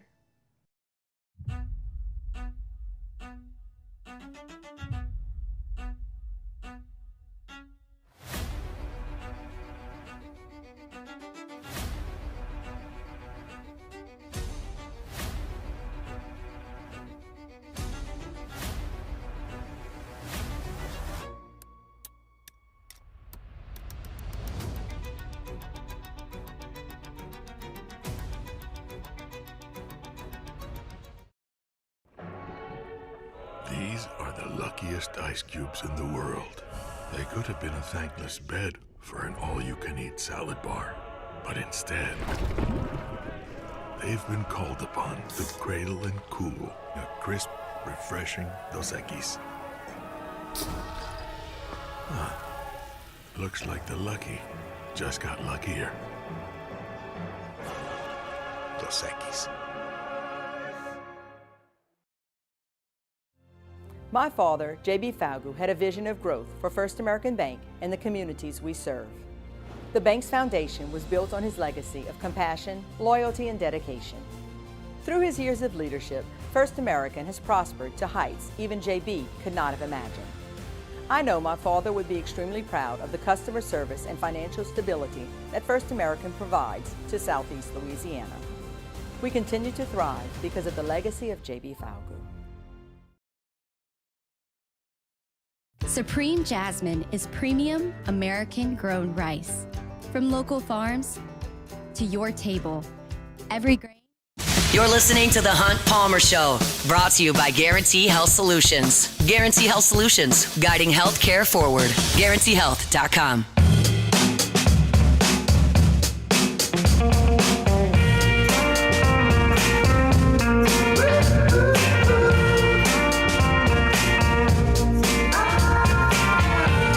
Monday show is brought to you by Guarantee Health Solutions, online at GuaranteeHealth.com, GuaranteeHealth.com. They're moving healthcare forward over at Guarantee Health Solutions. What does that mean? Well, it's a full service that they offer to those in the healthcare space, whether it's an urgent care, a hospital, private clinic, maybe you're talking about a dental office. They can give you a full assessment of your patient journey from a hospitality point of view, because obviously patient care is paramount, but you need to have a pleasant experience. You need access to care as well. How easy is access to care? Well, they'll give you a full assessment of that journey. How many clicks to care? You can become more digital in the healthcare space. Marketing, SEO optimization, all these kinds of things that maybe you don't think of all the time in the healthcare space, but that's what Guarantee Health Solutions is here to help you do. How do you make sure that patients know to come back for those annual checkups? Well, at Guarantee Health Solutions, they can help optimize that. They can help your front desk folks run things a little bit more smoothly, streamline things. It's a full service concierge partner in the healthcare space. That's what Guarantee Health Solutions can do. So if you want to reach out, you can at guaranteehealth.com. It's guaranteehealth.com. Bring our Monday shows each and every week. All right, I went through some numbers for LSU, and I put it up on the website, LouisianaSports.net, in a piece we call Statistically Speaking. It's for those that just want some numbers. That's what they can give you, statistically speaking. It's not a bunch of words. It's a lot of numbers, and they're not very pleasant, quite frankly. You're talking about a team in LSU that, ranking amongst the 16 SEC teams, is 13th in batting average to this point at 277. They are 12th in doubles. I think doubles are a very important statistic. That just shows how often you're barreling the ball up and impacting. You're either driving in runs doing that or creating run-scoring opportunities. You can luck your way into some singles here and there. You can certainly luck your way into a double, but it's rare. Like, doubles indicate good contact and quality at bats, and LSU's 12th in the SEC in doubles. They're 11th in slugging percentage, 9th in home runs, so you're in the bottom half of those two statistics. And on base percentage, you're 8th. You're not stealing bases. You're 13th in that category as well. Like, there's just a lot of offensive statistics that are not flattering at all. Somehow, some way, you're 5th in the league in runs scored. Perhaps that's because you scored a bunch of runs in the first weekend against Milwaukee. That's a Milwaukee team that's, I think, 4-17 on the season. So maybe that's the one that is an outlier. You did score a lot in Jacksonville, for whatever that's worth, and you scored a lot in Nashville with a lot of help. But you are 5th in the SEC in run score. But all those underlying metrics are very, very disappointing from an offensive perspective. I talked about that in the first segment today, what can get better. And I do think there's room for improvement from Seth Dardar. I think there's room for improvement from Zach York. I think there's room for improvement from Onar Cerna with him playing a little bit more. And I know that there's significant room for improvement from Stephen Milam. So those are some of the guys I'm pointing to be better. I don't know if Cade Arambidi is going to make that step. He looks great early. He's looked okay recently. I don't know that you're going to get anything from Braden Simpson or Tanner Reeves. They've never really shown that they're able to do that. And those guys have kind of been left out of the lineup. So the guys I'm looking at are opposite Jake Brown, and there are some guys that you got to get more from. You look on the pitching side of things. LSU is 15th in the SEC in ERA. When you couple that with 14th in the SEC in fielding percentage, your run prevention is a nightmare. You're 9th in the SEC in hits allowed. You're 13th in walks, meaning there's only 3 teams that walk more than you. You're 6th in home doubles allowed, 9th in home runs allowed. You're keeping the ball in the ballpark, which Kason Evans does a good job of that. Gavin Guidry does a good job of that as well. You're 16th, dead last in wild pitches, which is not a surprise to anybody at all when you watch this team. They just give out free bases at an alarming rate with wild pitches. Some of those are on the pitchers. Some of those are on the catchers to do a little bit better job. I did think Cade Arambidi on Saturday when I went to the game, he had a couple of really impressive blocks. One, William Schmidt bounced with the bases loaded that he made a really nice play on. Schmidt went back to the breaking ball later on in that at-bat and got a huge strikeout early in that game to strand the bases loaded. But then there were instances where the ball got away a little bit, and then Guidry came back and fought his way out of it, got a little help with the line drive right at Stephen Milam. But you're throwing way too many wild pitches. You're 13th in hits batsmen. You're hitting way too many guys as well. Just way too many free bases for LSU at this point. But this one statistic, and I'm going to tie it all back together here in a second, but this one statistic, you are first in the SEC in strikeouts by a sizable margin. You are the best strikeout staff in the SEC for the 3rd consecutive season. What does that mean? 2 things for me on the strikeouts. One, it's awesome that you're striking guys out. That doesn't allow teams to move the baseball, doesn't allow them to move runners, doesn't allow them to get guys in from third base less than 2 outs, gets you out of jams. Strikeouts are great. That's a very big positive that you lead the SEC in strikeouts. The other piece to the puzzle is somehow, some way, with the SEC's leading strikeout staff and a shortstop with 0 errors on the season, almost halfway through, You've played 6 weeks, and there are 8 to go. So after next week, it'll be 7 and 7, 7 in the rear view, 7 to come. Your shortstop does not have an error, and your pitching staff strikes out more than anybody in the SEC, and you're still awful from a fielding percentage perspective. 14th in the SEC. Your defense is being asked to do less than anyone in the league. And the toughest position is manned by the best player in the league on defense, and you're still that bad. That is stunning. I made this proclamation on Twitter on Saturday. I stand by it today. There are not a lot of times where I rush to go, he's the best I've ever seen at LSU with that. Like, I can do it with some. Paul Skeens is the best pitcher I've ever seen at LSU. Dylan Cruz is the best position player I've ever seen at LSU. Leonard Fournette's the best running back I've ever seen at LSU. I can't do wide receiver. I'm not sure who the best shooter I've ever seen at LSU is. I don't know who the best offensive lineman I've ever seen at LSU is. But I can tell you that the best defensive shortstop I've seen at LSU is Stephen Milam. He's the best. I thought Austin Nola was fantastic. Bregman made some spectacular plays. Those have warped y'all's vision of what Bregman was. Defensively, as a freshman, he was a poor shortstop. He became a good shortstop, and the play he made in Omaha was spectacular, and he's emerged as a Gold Glove defender at third base in the big leagues. But he's not even in the discussion with Stephen Milam as best defensive shortstop. Not in my discussion. He made some highlight plays, and he made great improvement over 3 years. But Milam is way better. Milam's got better hands. He's got quicker hands. He's got as much range. He's got a better arm. He's just better.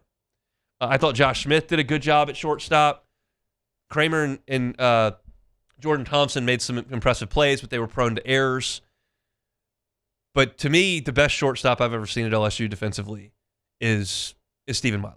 Because not only does he make the amazing plays, that backhand he made in the hole was sensational with guys at second and third and 2 outs late in that game on Saturday. Phenomenal play. That's the one that made me send out that tweet. But he also makes all the routine plays.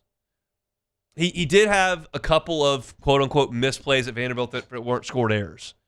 But day in, day out, routine plays, spectacular plays, Milam is as good as I've ever seen at LSU on defense. He is sensational. And for LSU to be as bad as they are defensively with as many strikeouts as they have and the best defender I've ever seen at shortstop it blows the mind. It just means you're just not even close to good enough at second, not even close to good enough at first, not even close to good enough at catcher.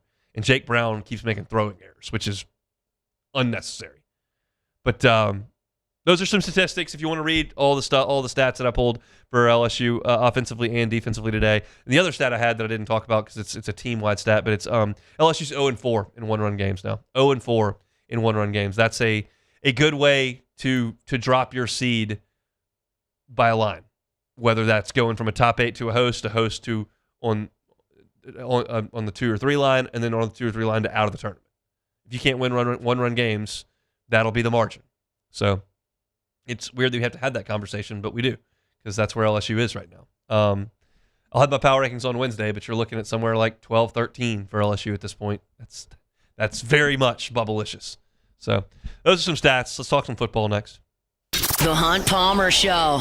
It is March. It is still March, and that means it is Colon Cancer Awareness Month. Why is that important? Well, colon cancer is very, very common, but it's preventable and it's treatable if you catch it early enough. So screening that detects those precancerous polyps is crucial. If you catch them before they turn into cancer, good results can absolutely happen. When should you get scanned? Well, adults, when they begin at 45. If you've got family history, maybe a little bit before that. So you need to contact your healthcare provider. That can make all the difference. They can guide you to the right screenings at the right time, including when it's appropriate to schedule that colonoscopy. So make an appointment with Ochsner Health primary care provider or a GI specialist and start that conversation. Ask about your personal risk and understand that early detection can save lives. Schedule an appointment, Ochsner.org/schedule or through the My Ochsner app. That's Ochsner.org. When it comes to industrial construction, River Parish contractors can do it all.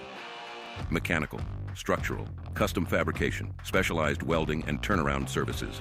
Strategically located in between Baton Rouge and New Orleans, we have the local team with the experience and commitment to safety to manage the most complex industrial projects. Period. Here's the deal. Partnering with us means your project is delivered on time, on budget, and most important, safely. River Parish Contractors, let's get building.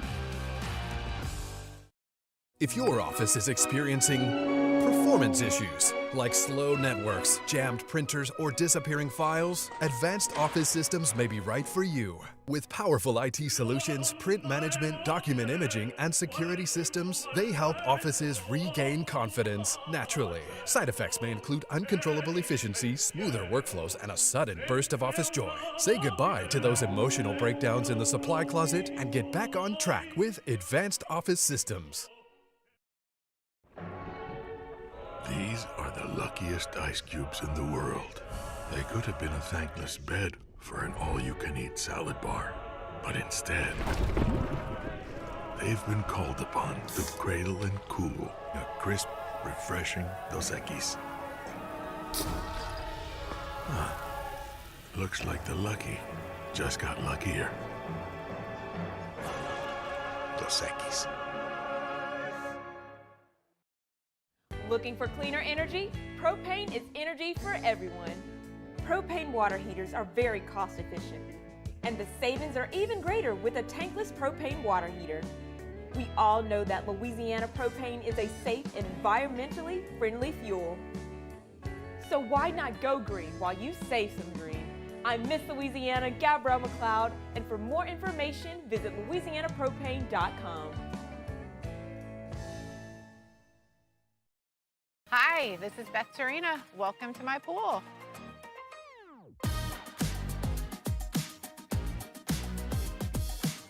The first time I saw this beautiful pool, it exceeded every expectation that I had. They were able to get everything we wanted in this pool. It is a beautiful pool. We live out here, we eat out here, we watch TV out here. This is like our living room outside. We love this pool and everything about it. When we decided to build our pool, we called a great friend who is one of the best pool builders in the country in North Louisiana, and we said, who would you choose to build a pool in Baton Rouge?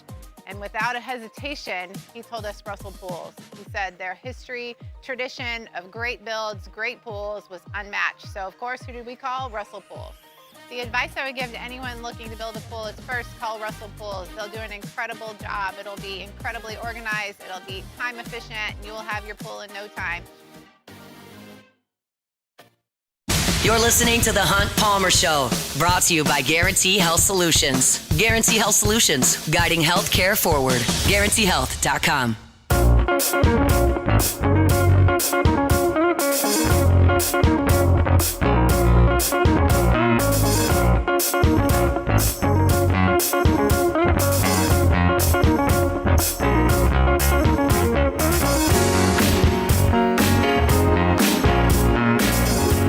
Monday show is brought to you by Guarantee Health Solutions, GuaranteeHealth.com, GuaranteeHealth.com. First American Bank and Trust. First American Bank and Trust started up in 1910. That was 116 years ago, and they are still rocking and rolling. 25 locations throughout Southeast Louisiana. So what does that mean? Well, it means there's always one near you if you're in Southeast Louisiana, St. Tammany, Tangipahoa, maybe down in Lafourche, Terrebonne, maybe here around Baton Rouge and Dutchtown around Jones Creek. There's First American Bank and Trust here for you. It's accessibility, and it provides resources. When you got 25 locations, they can help you with the things that you might default to the local, the large national bank. Go with local. First American Bank and Trust. Bank with them. The people that are there making the decisions about your commercial loan, your personal loan, are part of your community. It's just a great feeling to have a banker that knows you, that's around you, and you're just not a line item for some call center in Atlanta. First American Bank and Trust. First American Bank and Trust. You know, I didn't know what to expect when I sent out the station survey to our team for LouisianaSports.net about what people were looking for at spring football. We all understand what spring football is, okay? There's going to be a lot of folks running around cones. They're going to be hitting sleds. Nobody's putting in a game plan. Intensity level's not quite what it is in fall camp. Like, it's spring football. We get it. But it is football, and this is a football crazy town. And it's a new coach, and there's a lot of excitement. And so this spring does bring an interesting feel to it. I'll tell you this. I'm going to get out there for practice tomorrow. I'm not going to recognize anybody. Like, I'm not. I mean, I'll see Trey'Dez Green and Whit Weeks out there. I'll feel pretty good about that. And, like, after that, I don't know who's going to be running around. But we'll figure it out. And I was interested in what people would say when I sent the question to our team, like, what are you looking for spring practice? And I got a lot of different answers. I'll kind of go through them briefly. You can read the answers at LouisianaSports.net. They're on the homepage. Hester said running backs. Flynn said Trey'Dez Green. Taylor Sharp said the wide receiver group. Jordan said he's looking at the edges and defensive line.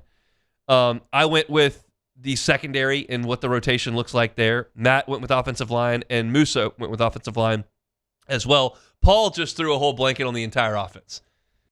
He just wants to see the whole Lane Kiffin experience, and I don't think that's the wrong thing either. And so what it did for me in reading these answers that everyone gave us was like it allowed me to look at different aspects of the team that I haven't really thought about. I haven't thought about the football team in earnest since the portal closed. You get into the end of basketball season and what's going on with that program, and certainly baseball takes up a lot of my time as well, and we've been talking a lot about Saints, and like there's just a lot going on. And once the portal closed and we hadn't gotten to spring football yet and the Kiffin stuff died down, like I kind of pushed that off to the side. So now it's about getting like back into it, and I do think that offensive line is very interesting. Obviously, we believe that Jordan Seaton will be the left tackle. Obviously, we believe that Braylon Moore will be the center. Beyond that, there are a lot of different options, and I'm not exactly sure who's going to fill those spots. You've got some incumbents. You've got a bunch of new pieces. And so there's intrigue on who the first five are, and there's intrigue on who plays what position. And so I'm very, very interested in you bringing in transfer from Baylor, transfer from Ole Miss, transfer from Tennessee. You bring in a junior college player, a player from the FCS. Like, you've got a lot of different guys coming in on the offensive line. And, oh, by the way, you've still got some guys on this roster that you haven't seen. Like, what is Solomon Thomas? I don't know. I'm not sure. So it's going to be very, very interesting to see what that group looks like on day one and kind of how it evolves. Now, keep in mind, and it's a different staff, but the point remains.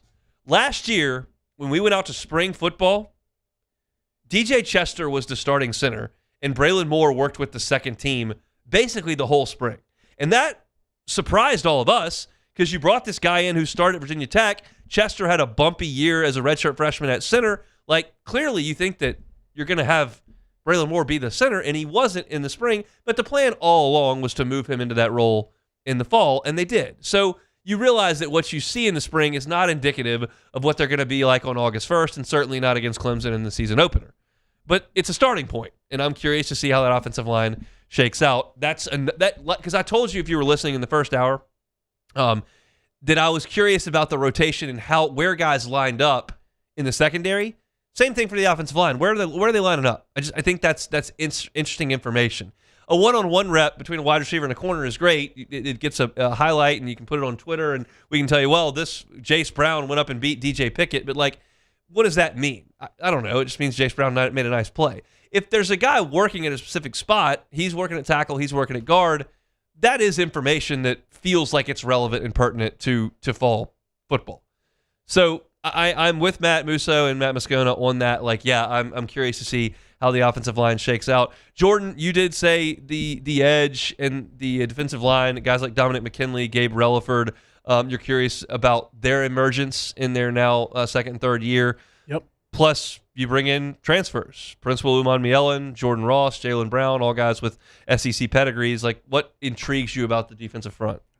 That, and, you bring in these five-star, well, not all of them are five-star, but the highly touted defensive line you brought in between Deuce Geralds and Big Rich, and what is Lamar Brown? That's really what's been racking my brain is what is Lamar Brown? I have people that have told me he's better at offensive line. I have people that told me he got reps at edge, he got reps at D tackle. So where does he fit into that mix? And also, these transfers you bring on the edge, you're going to need actual production from your edge. This year, a lot of your production from sacks were from DBs blitzing and Harold Perkins coming in. You did not rush the passer with a flip last year. Not worth anything. And this is going to be a hunt thing, and we'll see how everybody else analyzes this. I have a feeling I know how that's going to go. Here's my stance.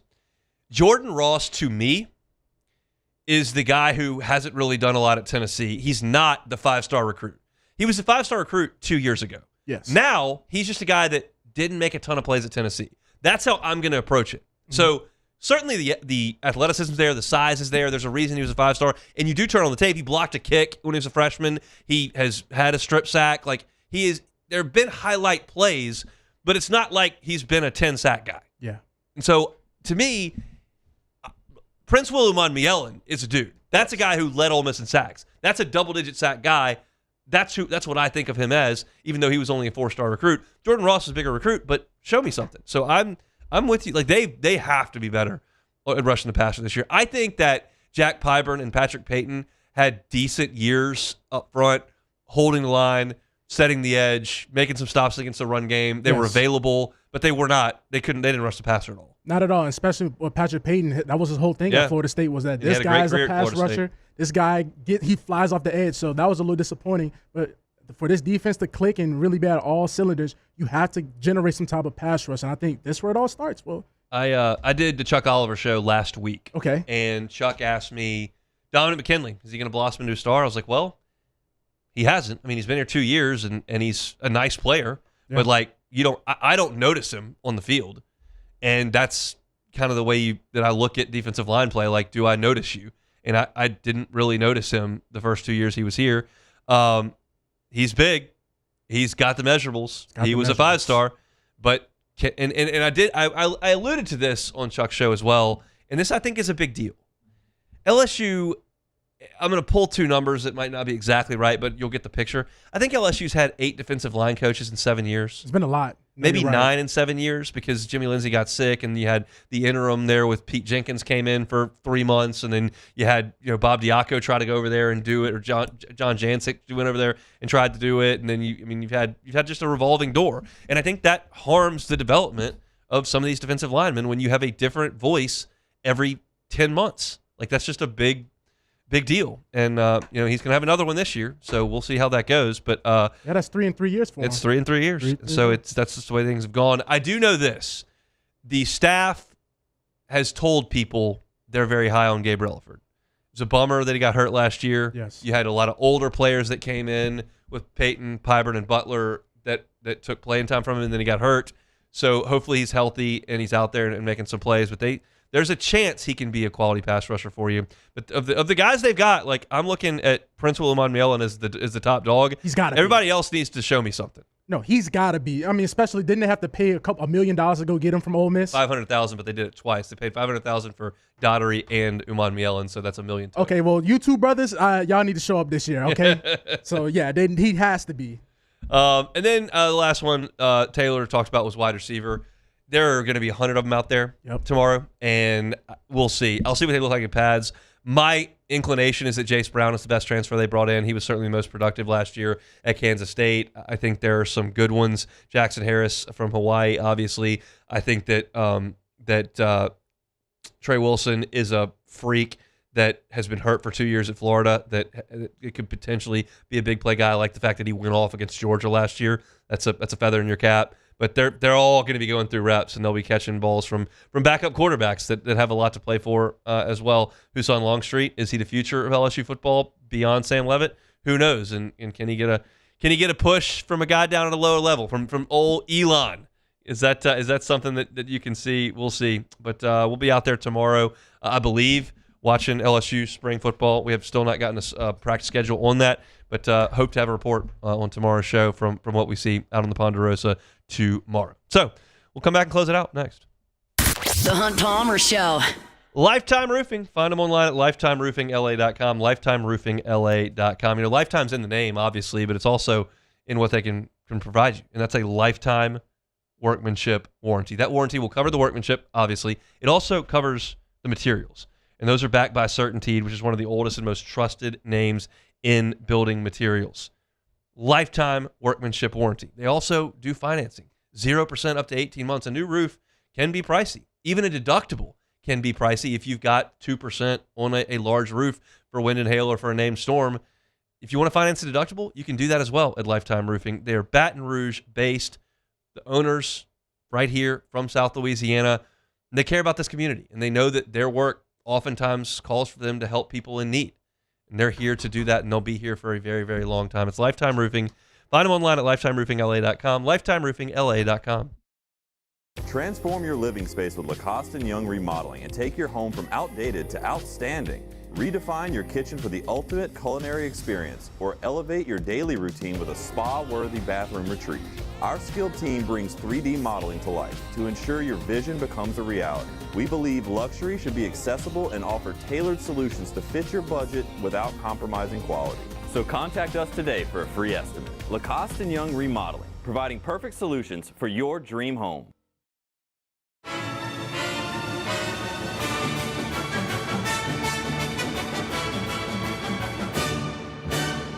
The Cane's Box Combo, a symphony of flavors. Raising Cane's Chicken Fingers, one love. ED, low T, or simply seeking to optimize your health and performance? Goodwood Men's Sexual Wellness offers a range of discreet services to address your specific needs. We empower men to reclaim their health and confidence. Visit yourgoodwood.com.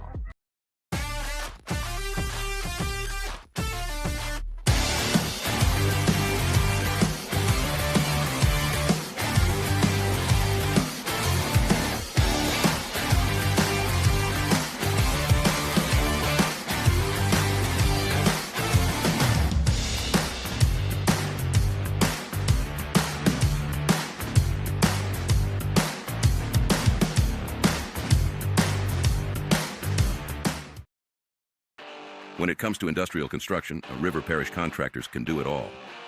Mechanical, structural, custom fabrication, specialized welding and turnaround services. Strategically located in between Baton Rouge and New Orleans, we have the local team with the experience and commitment to safety to manage the most complex industrial projects. Period. Here's the deal. Partnering with us means your project is delivered on time, on budget, and most important, safely. River Parish Contractors, let's get building.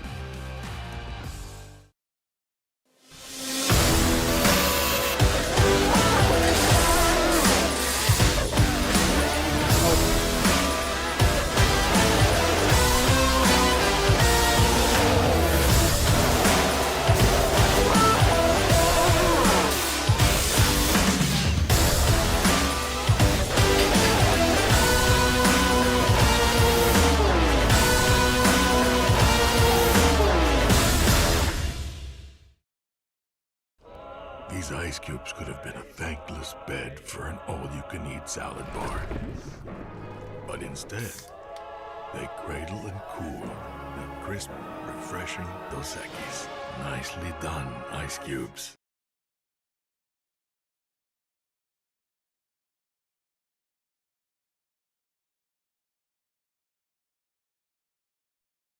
You're listening to The Hunt Palmer Show, brought to you by Guarantee Health Solutions. Guarantee Health Solutions, guiding healthcare forward. GuaranteeHealth.com.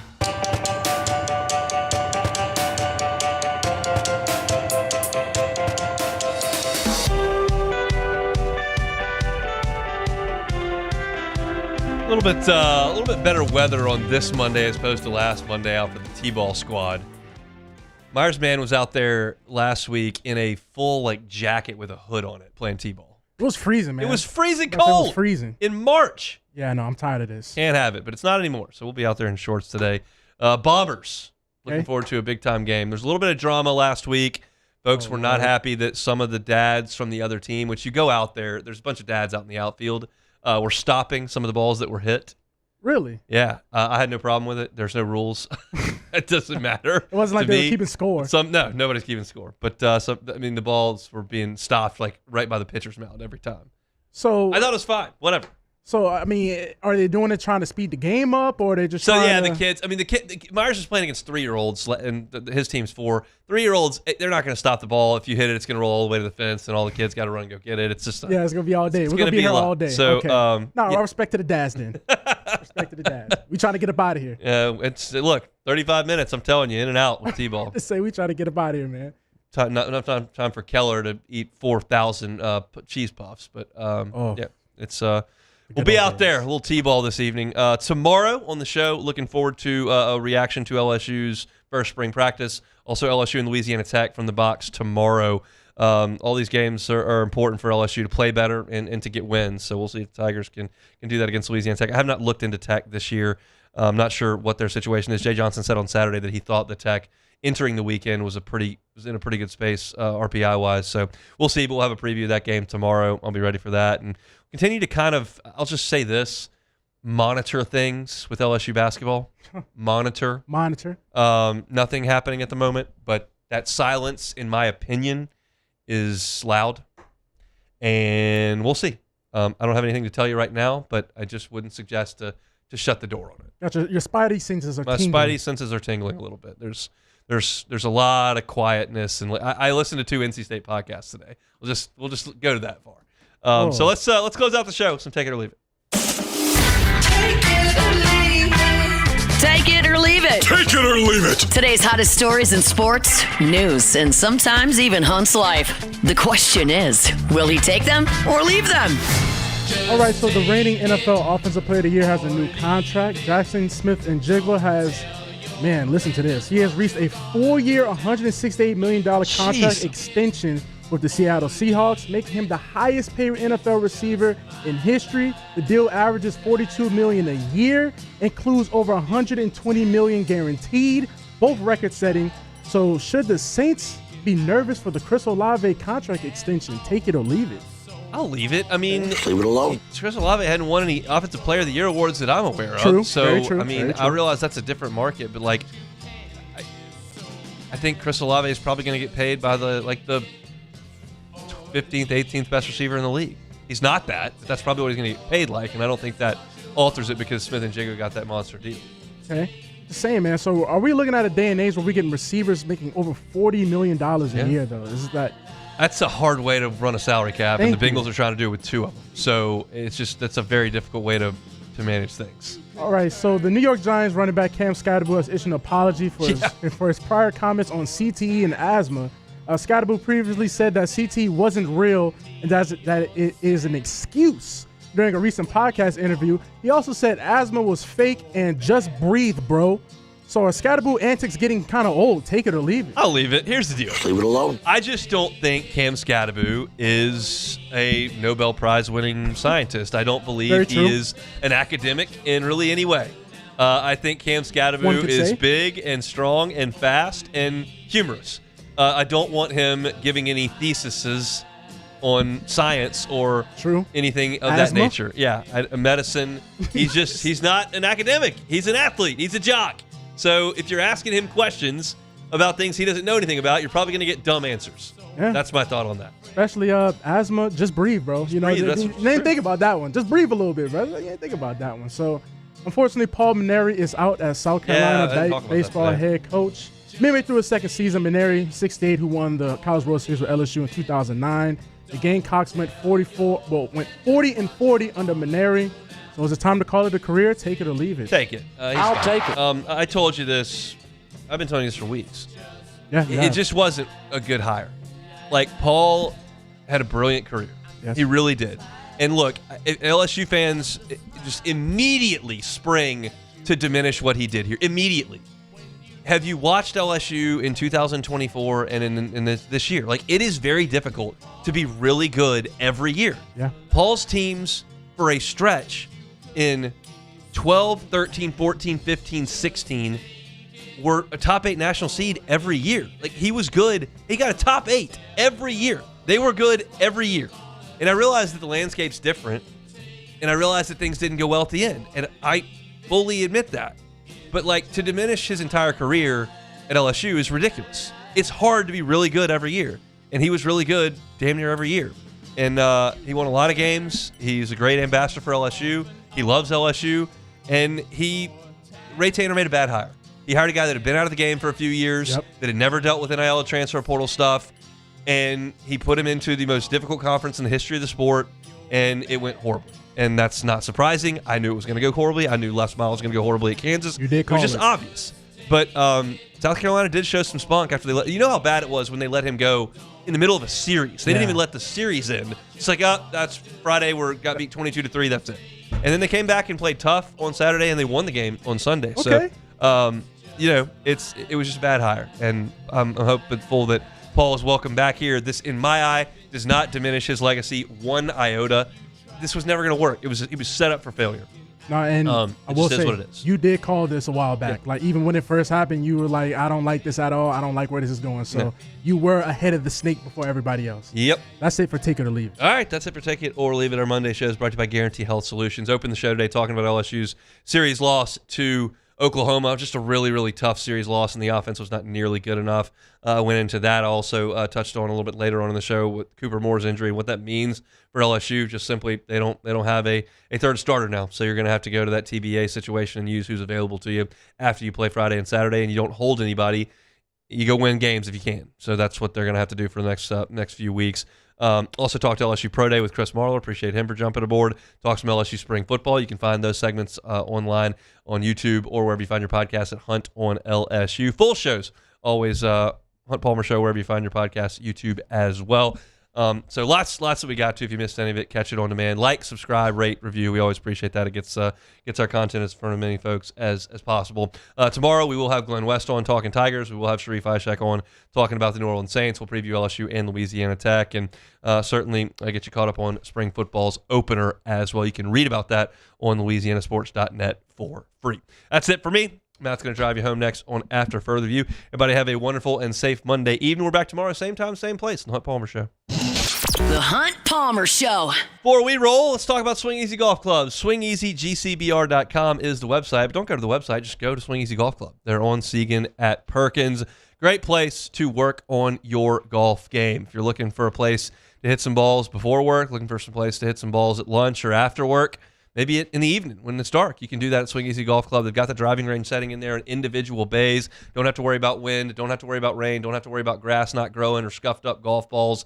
You can just practice in a controlled setting. You can see your ball speed. You can see your carry distance. You can see the trajectory of your shots. You can hit drivers. You can hit wedges. You can do it all there at Swing Easy Golf Club. I've found one of the most interesting things to look at is your club at impact. They've got a slow-mo that shows where your club is impacting the ball, if you're catching it on the toe, catching it on the heel. If you're a scratch golfer, that can help you. If you're a beginner and want to learn how to play golf, it's a great spot to do that as well at Swing Easy. So go by and see them on Segan at Perkins. It's Swing Easy Golf Club in Baton Rouge. Swing Easy Golf Club. At